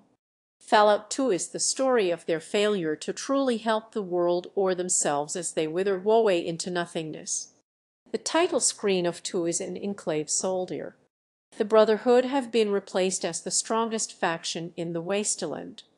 And a loading screen features a tribal in the same pose as that knight from Fallout 1's title screen, wearing a desecrated Brotherhood helmet. That's some pretty powerful imagery right there, especially for a loading screen. They were never really the good guys, but they did care, and you kind of feel sad for their mistakes. In Fallout 3, the Brotherhood run around shooting mutants because they re the good guys now. And no, I'm not saying, well, I'm the big baby you have to do the Brotherhood this way. No, they can be any way the writer wants them to.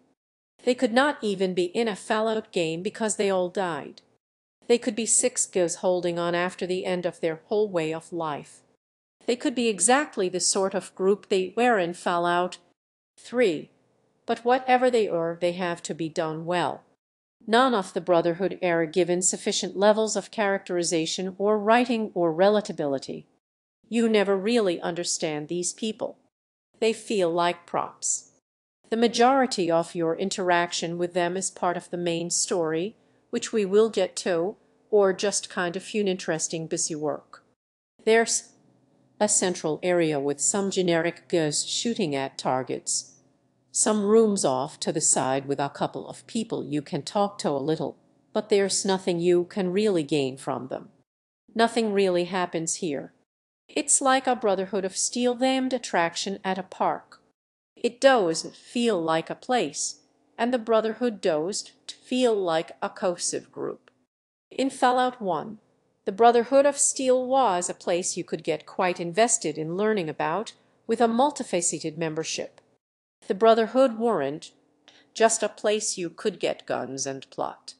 Fallout 1 has talking heads, but when you talk to someone occasionally, you get a big shot of their face, and oh, they mouth at you. What the bloody hell are you doing here?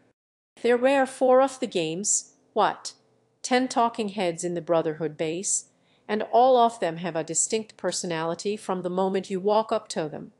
Greetings. It's a fine day for learning.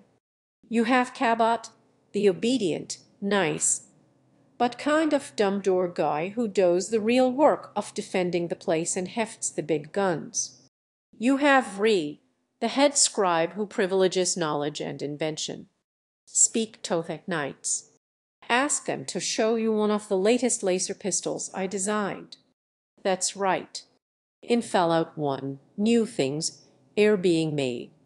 They not just salvaging old technology, in stark contrast to 3, where all characters are doing nothing but salvage old discarded shit and creating nothing of their own. Ironically, the same attitude the developers had. Vree specifically doesn't think history itself is important. She's more interested in researching the sciences and discovering the future than in the past.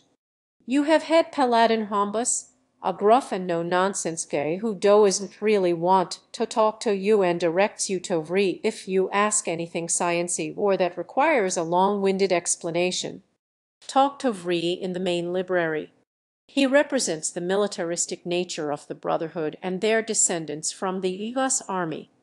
I could teach you how to fight if you had any ability. You have General Maxon, the High Elder, who manages to have a sense of humor and friendliness, but also a sharp wit and an openly militaristic discipline streak to him. You can tell just from how he's written that he was a fighter himself before he was given command. He's a leader who embodies a nice mix of the traits of the other three characters.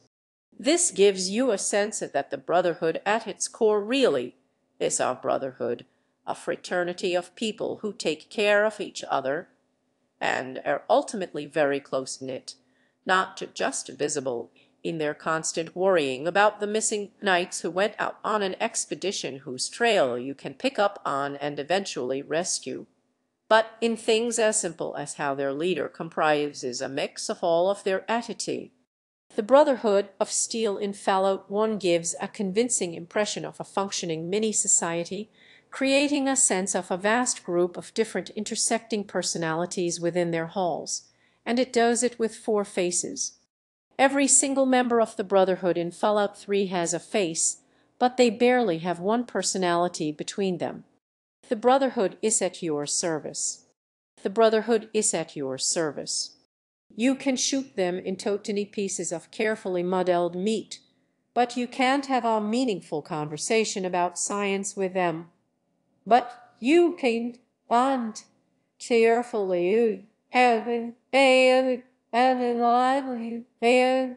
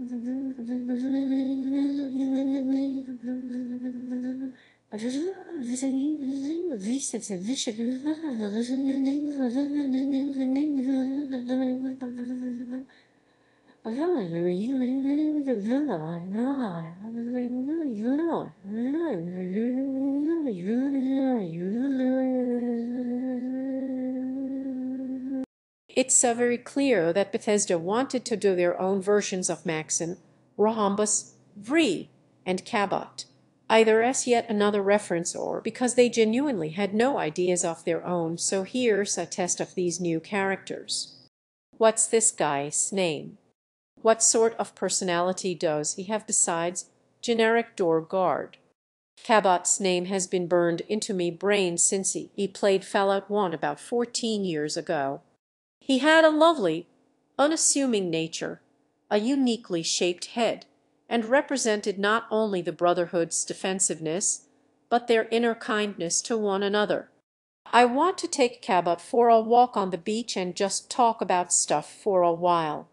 Fallout 3 was a chance to show a chapter of the Brotherhood that had redeemed themselves, where they saw the result of their foolishness coming and decided to help the people of the wasteland form a better society, but instead they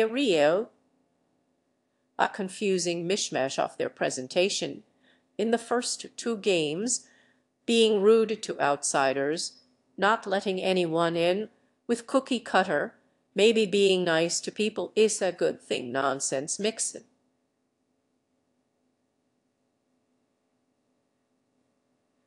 The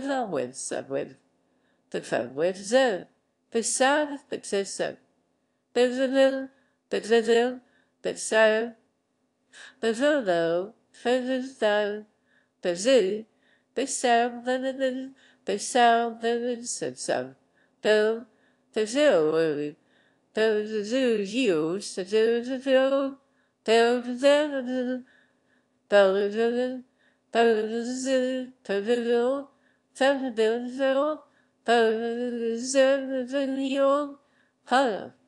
None of them offer any real justification for this change, and even as characters in themselves, none of them even say anything as flavorful and character establishing as "It's a fine day for learning." So there.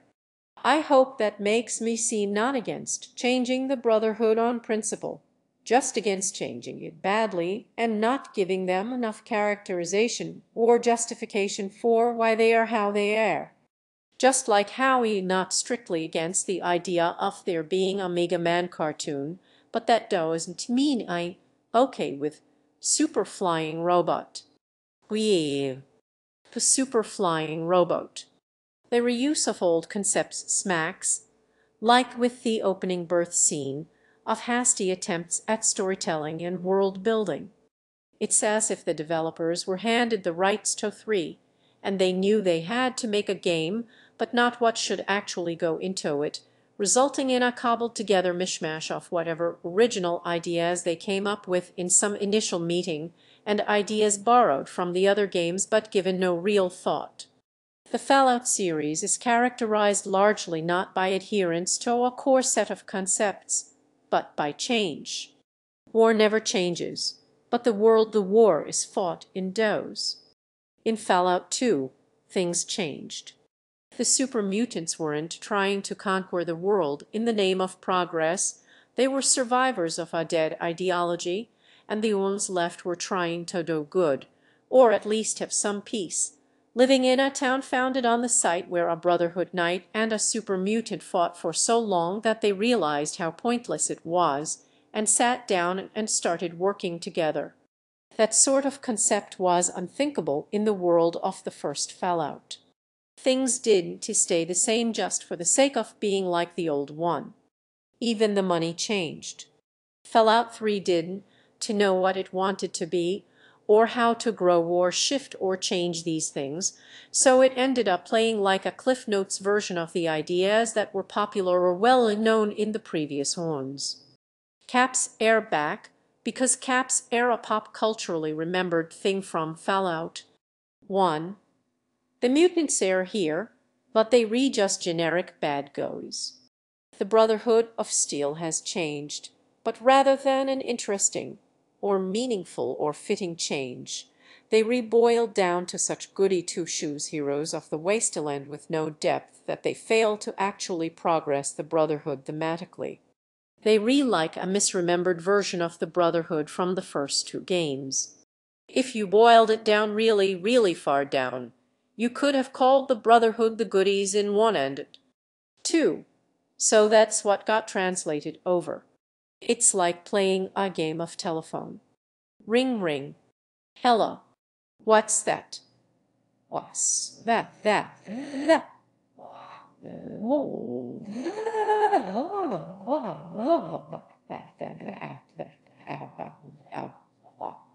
I'm a bad game designer.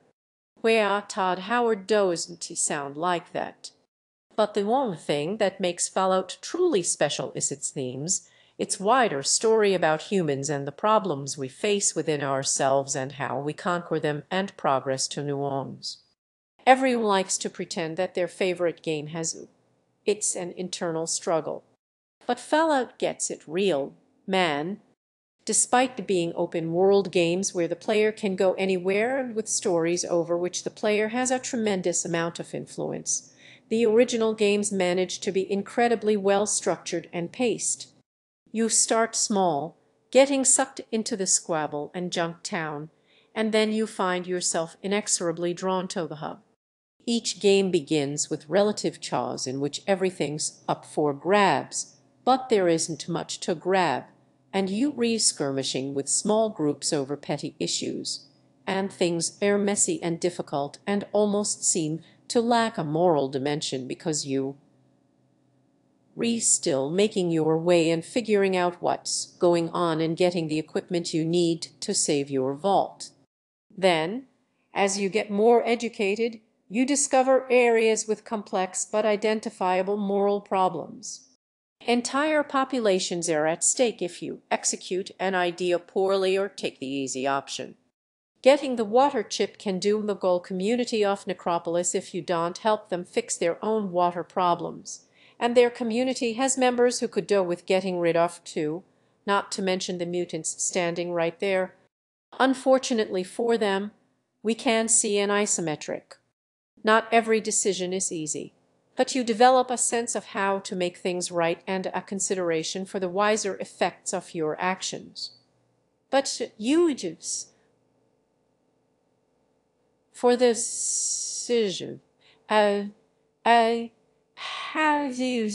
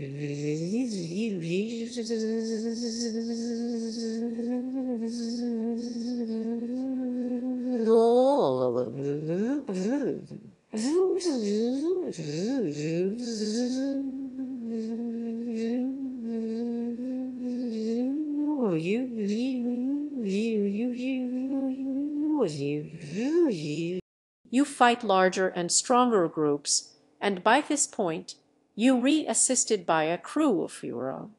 You get better weapons and armor and more allies. You get smart. Then, in the final act, you get access to amazing technology and an incredibly in-depth understanding of why the world is the way it is, from speaking to scientists and Zax. The tension keeps rising, but all the distractions scale back. The fate of the world is at stake, not because the crosshairs are manually on people like before, but because you are getting confronted with the questions that lie at the heart of the world and having to come up with a solution to them, or everything is fucked. Concepts solidify and sides are taken. The true motivating forces behind the problems the world face are made known, and then, finally, go to meet them. You make contact with the followers of the Apocalypse, a group that has infiltrated the cathedral built on top of the vault where the Master, the leader of the mutants, is residing. They send a lot of help with you, and you descend into the corrupted vault, covered in proto-Lovecraftian, hose and swarming with mutants, monsters, and psychics. The final fight is very difficult. The mutants are numerous, which isn't to go well with the incredible danger even one of them can pose.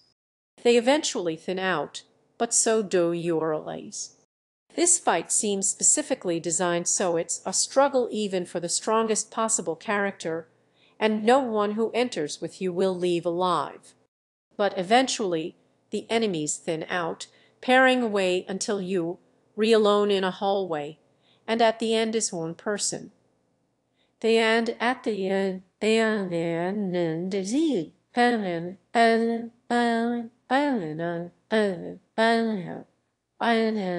I did to you way why or hell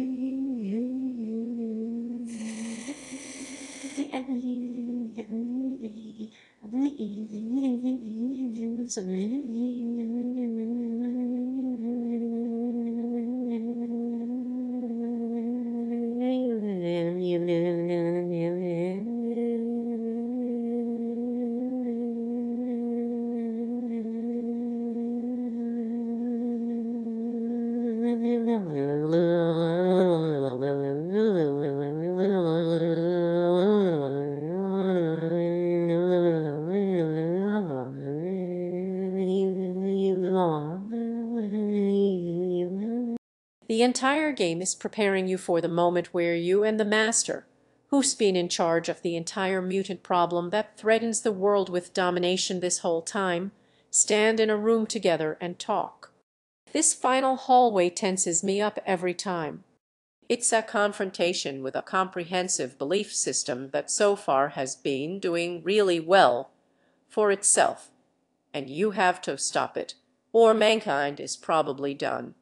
You've gone from fighting scorpions to getting antidotes, so someone will sell you a rope and slap fights with Casino owners over their business practices, to sitting next to the arbiter of the world's doom and trying to explain what is wrong with their plan, and it happens seamlessly. So what shall it be? Do you join the unity, or do you adhere? Everything has been pushing you towards the moment when you have to tell the man who thinks he has the solution to the problems you've been facing that he's wrong. These are the crowning moments of Fallout. They read the culmination of their story, their themes, their ideas, and all of your character's choices. 2. Do you just want to fight them? Are you unprepared, making the fight unavoidable and difficult? Do you try to talk to them and maybe, just maybe, change their mind? The conversation with the master is nuts. He wants to know where your vault is and has a compelling reason you should tell him. It's a chance to assure the mutants can be strong enough to survive the wastes where mankind has and will not. As long as there are differences, we will tear ourselves apart fighting each other, because there are no obvious speech options popping up with percentiles. There's no way of telling what the best way of attempting to talk him down might be except for your own judgment. You have to engage him as a reasonable person. The best thing is it's impossible for him to be talked down on moral grounds. He doesn't care about mankind's survival or killing people because for him, the mutants are the future of mankind and the ends justify the means. The only way to talk him down is to explain why the plan wouldn't work. This isn't just a speech check. To do this, you have to ask everyone about the mutants, about what makes them what they are. Eventually, you can find through Vree that the mutants are sterile, and she gives you the evidence that proves this is the case. The master rejects this as a forgery anyway. You have to get him to ask his own mutants if any of them have gotten pregnant before he realizes the truth. And healing. It was madness. I can see that now. Madness. Madness. There is no hope. Leave now. Leave while you still have hope. The final speech he gives is sad, amazing, and deeply humanizing for such a monstrous character. Video game characters rarely have good voice actors, and the master has too. playing about 4 different voices. Jim Cummings and Kath Soucie both make great performances that contribute to one of the best moments in video game character history. After that, all that's left is to fight your way through another, and hopefully you'll be able to get to the end of the story. After that, all that's left is to fight your way through an army of his men and escape the base before the game crashes. I mean before the base explodes. Outwitting the master feels like you've genuinely contended with an apocalyptic ideology and beaten it with intelligence and reason, not simply the strength of your gun or some cookie-cutter heroic speech. By the way, the male voices of the master were by the same man who voices Winnie the Pooh. I just thought I'd let you know that. Fallout 2 does a lot too.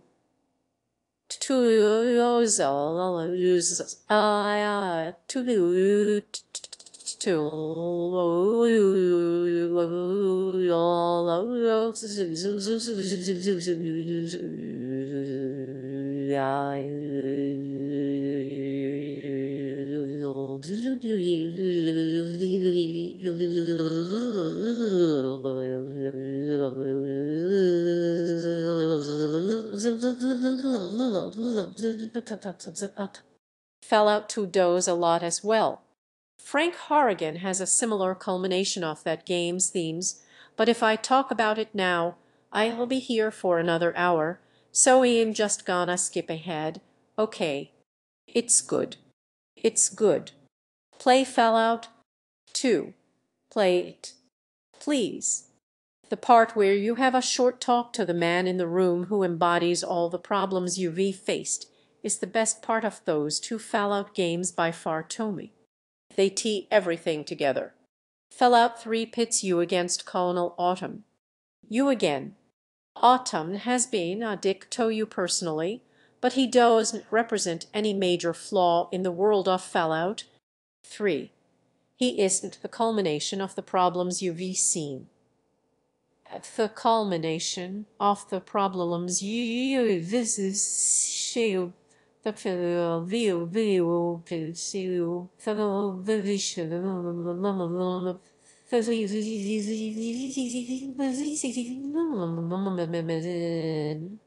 He just sort of turns up halfway through.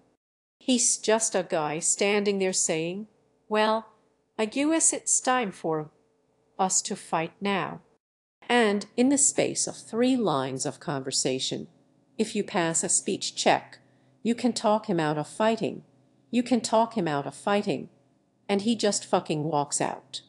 Colonel Autumn doesn't really stand for anything. He doesn't want anything. He doesn't represent any core concept you've had to face over the course of the game. He's a wet fart on the face of Fallout storytelling. He's a piss in the mouth of philosophy.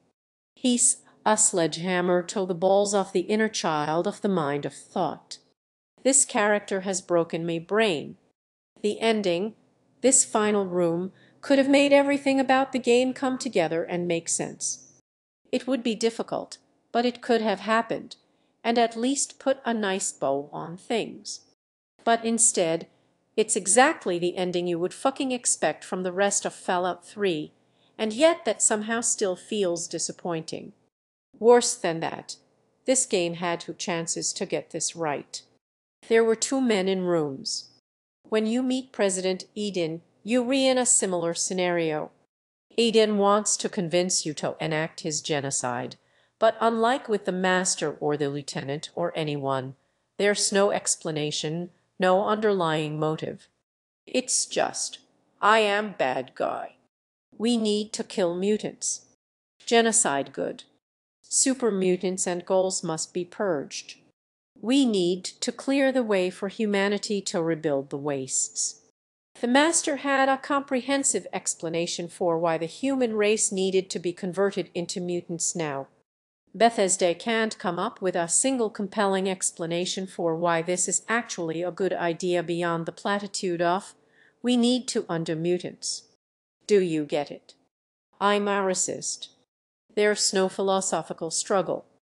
It's impossible to even attempt to reason out why this philosophy is right or wrong in a rational manner because it's so fucking stupid that it defies rationality.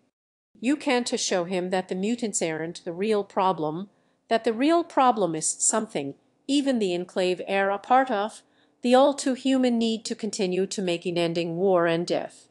How do you talk him down then? Well, you get a please kill yourself speech option, and then you say, "Oh, you know, Don, to be bad. It's bad. Aren't you tired of being bad?" And then he says, "Okay. Yes, I suppose it is. Very well. I'll put an end to the enclave." And he does. This should be a joke. Like, whoa, President Eden was poorly fucking programmed, or the enclave are fucking idiots all the way up to the top. But because there's no real discussion or struggle or philosophical point to be made by any of the factions or characters in this game, it becomes strikingly clear that this really was the best Bethesda could do. And that's just sad. Speaking of stupid, one-dimensional choices, after dealing with Autumn, you get one more moral choice. Someone has to save the Purifier, but they will die trying in the radioactive chamber. This choice fundamentally decides your ending. If you do it, you're a hero. If you let the real main character, who's been making the real choices, leading the charge, making the speeches, and literally has been putting her life on the line the entire time to do it, you're a coward. You can be good or bad. It's exactly the moral choice Fallout 3 would give you. That's it. No nuance, no chance to argue. Hey, maybe these heroic people who love helping people and being nice could do it. If you pick Leon's regardless of your reasoning, you're basically objectively a coward. And then it's over. You get your fucking slideshow, and war never changes, and goodbye. Which one of you did this? Which one? Wait a second. I brought Forks with me. He's immune to radiation. In fact, earlier in the game, he did that. Earlier in there.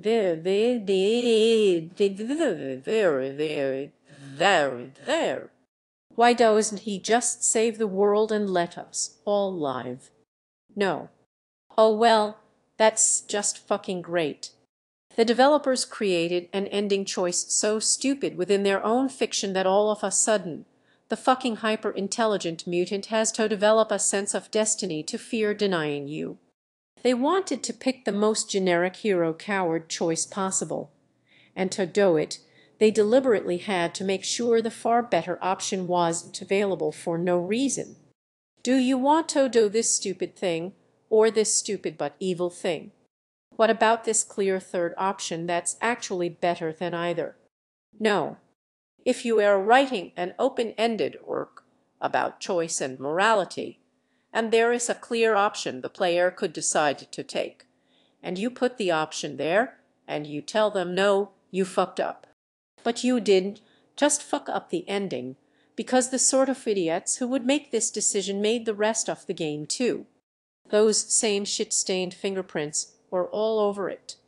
Pick a cartoon character or kill them both. Nuke a town for no reason or don't.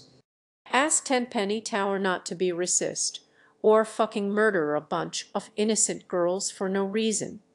I don't even know what Autumn wanted. He was against Eden's genocide plan. Seemingly all Autumn wanted was for the Purity Project to have an enclave sticker on it. When it isn't clear what the final boss's plan is, it's time to do a rewrite. No, wait. I didn't mean that. No. No, do you get it? It's a reference to the name of the final whatever. We all knew I was going to cover this. Everyone hated the ending. People hated Bethesda so much, they wanted to shit themselves inside out. They were made of piss. There isn't enough hyperbole to explain how mad people were with the stupid ending. Then Bethesda released the broken steel dolk. So now you survive your heroic sacrifice.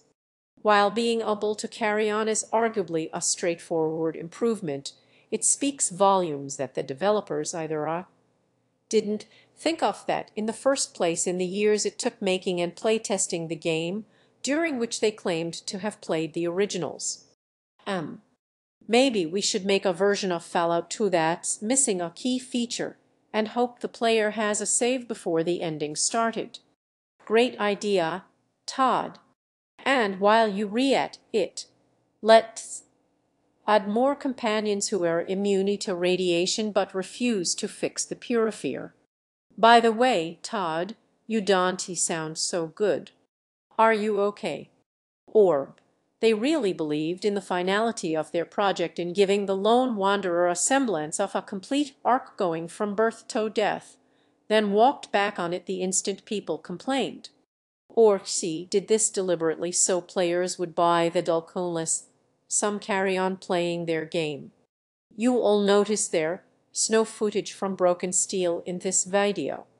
That's because back when it came out, I found myself wondering why I would pay to play more of Fallout 3. I had already accidentally slipped and hit the button that buoys Operation Anchorage, a 10 quid costing corridor full of generic enemies you can't talk to, terminating in a general who gives up if you say one thing to him. In other words, a microcosm of the actual game. A microcosm of the actual other war.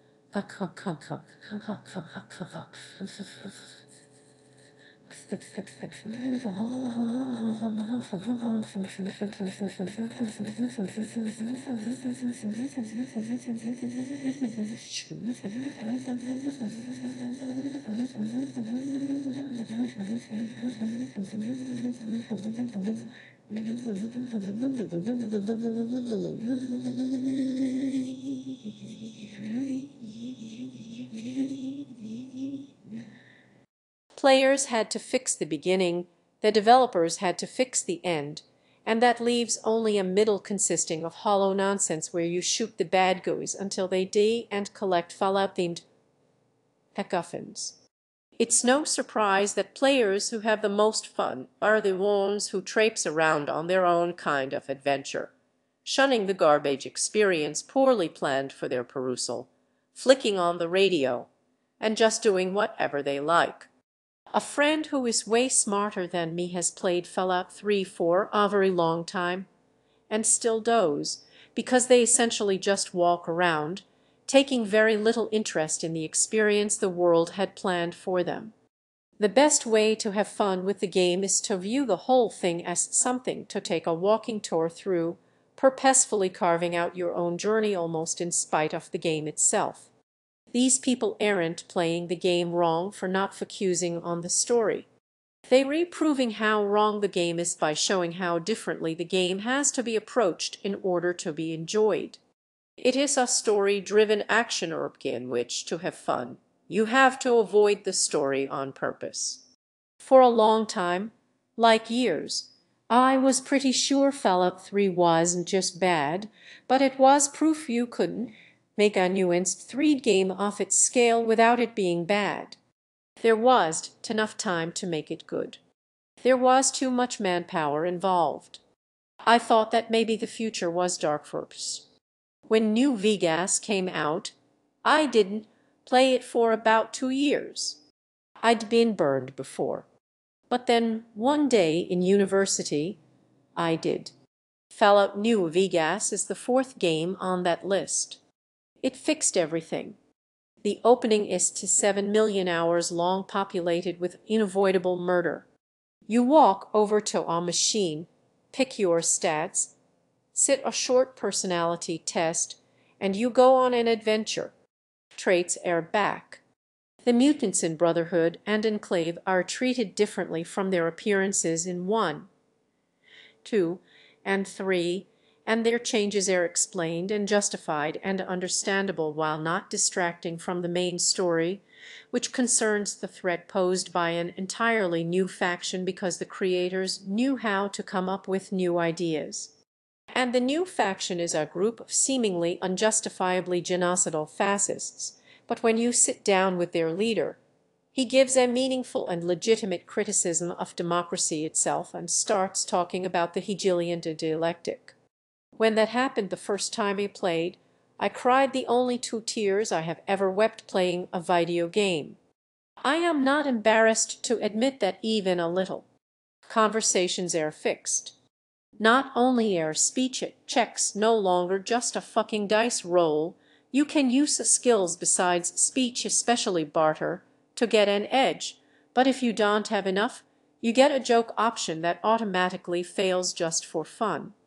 You can repair weapons using other stuff, making the laser pistol you find in the first room of the game an immediately useful option. That's right. The weapons work in Fallout New Vegas. The game's writing and acting is so nuanced, you can tell what a character's stance is on Khazar's Legion based on how they pronounce the name Khazar.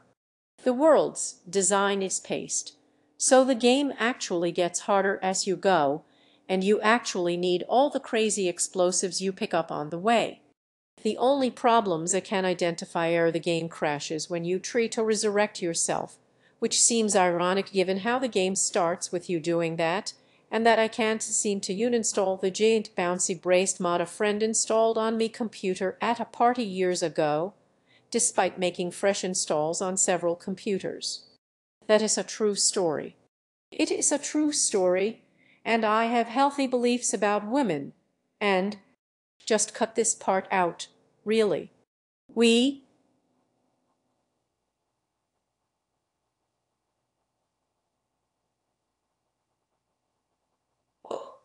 They not gonna believe me. Fallout New Vegas. Form is.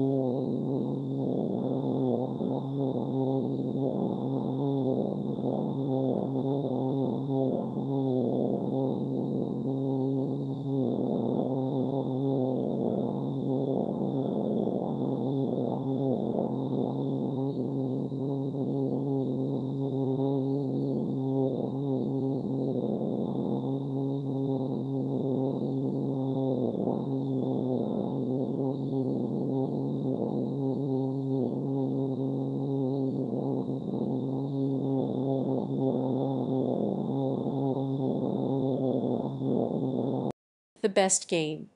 But form it's somehow even more than that. It proved that you could tell a good story and make an amazing world just by actually bothering to design and write and paste it properly. It fixed everything wrong with Fallout 3, literally everything.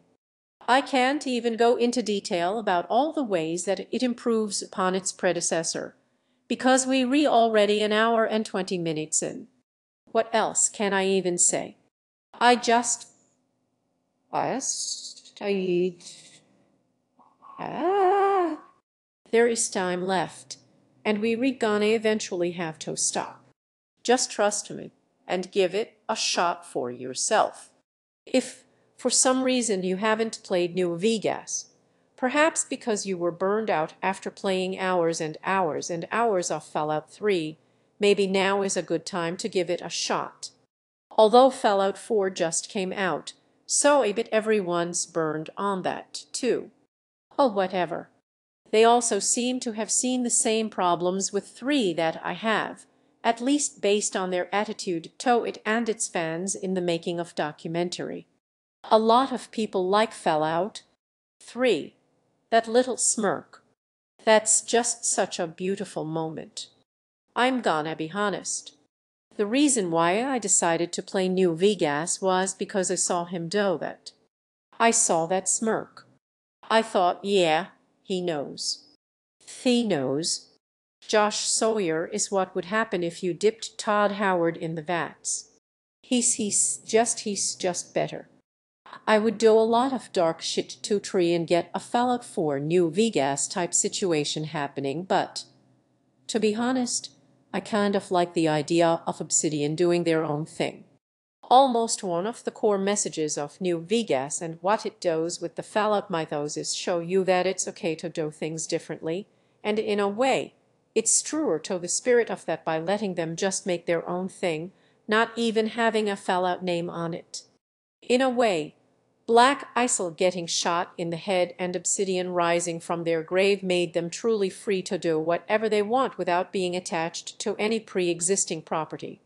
Meanwhile, Bethesda's become this franchise zombie, just making more Fallouts and more Elder Scrolls, and then they published the new Doom and Wolfenstein as well. If you asked me which developers are going to come up with the better, fresher, more interesting and unique ideas, well, you don't need to ask me. It's fucking obvious. You can say what you like, but this for me is the defining moment of Fallout 3.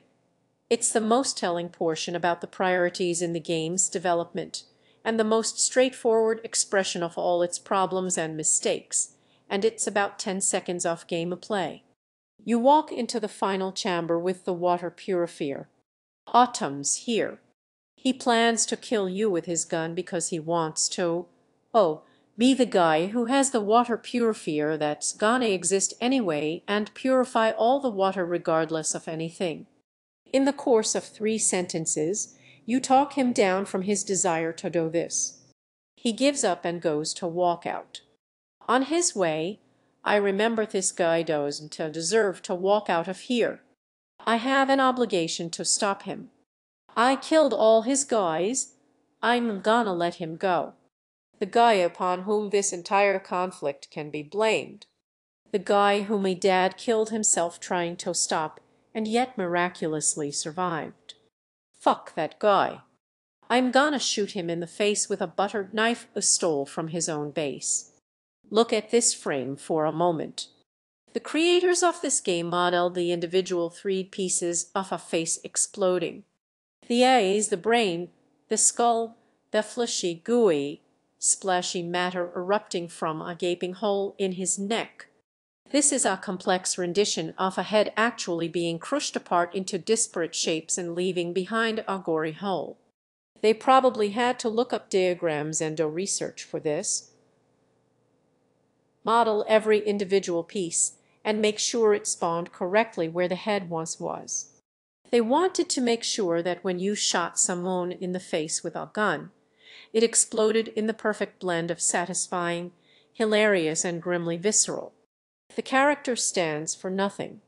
He turns on a dime. He's flat. He's not written well in any of his appearances. They didn't write a character who you could have a real conversation with.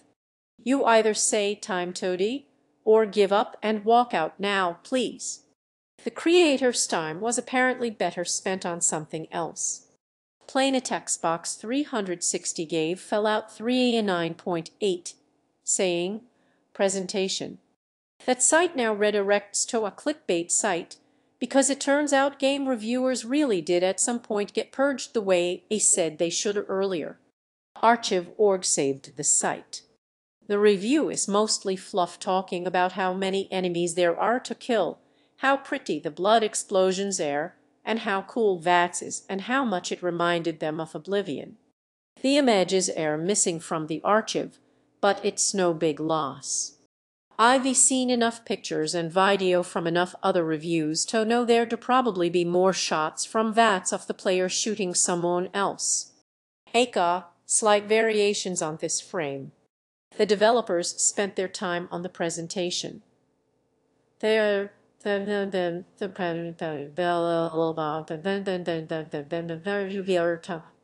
On this, not on the writing, not on making you care whose face it was and why it's exploding.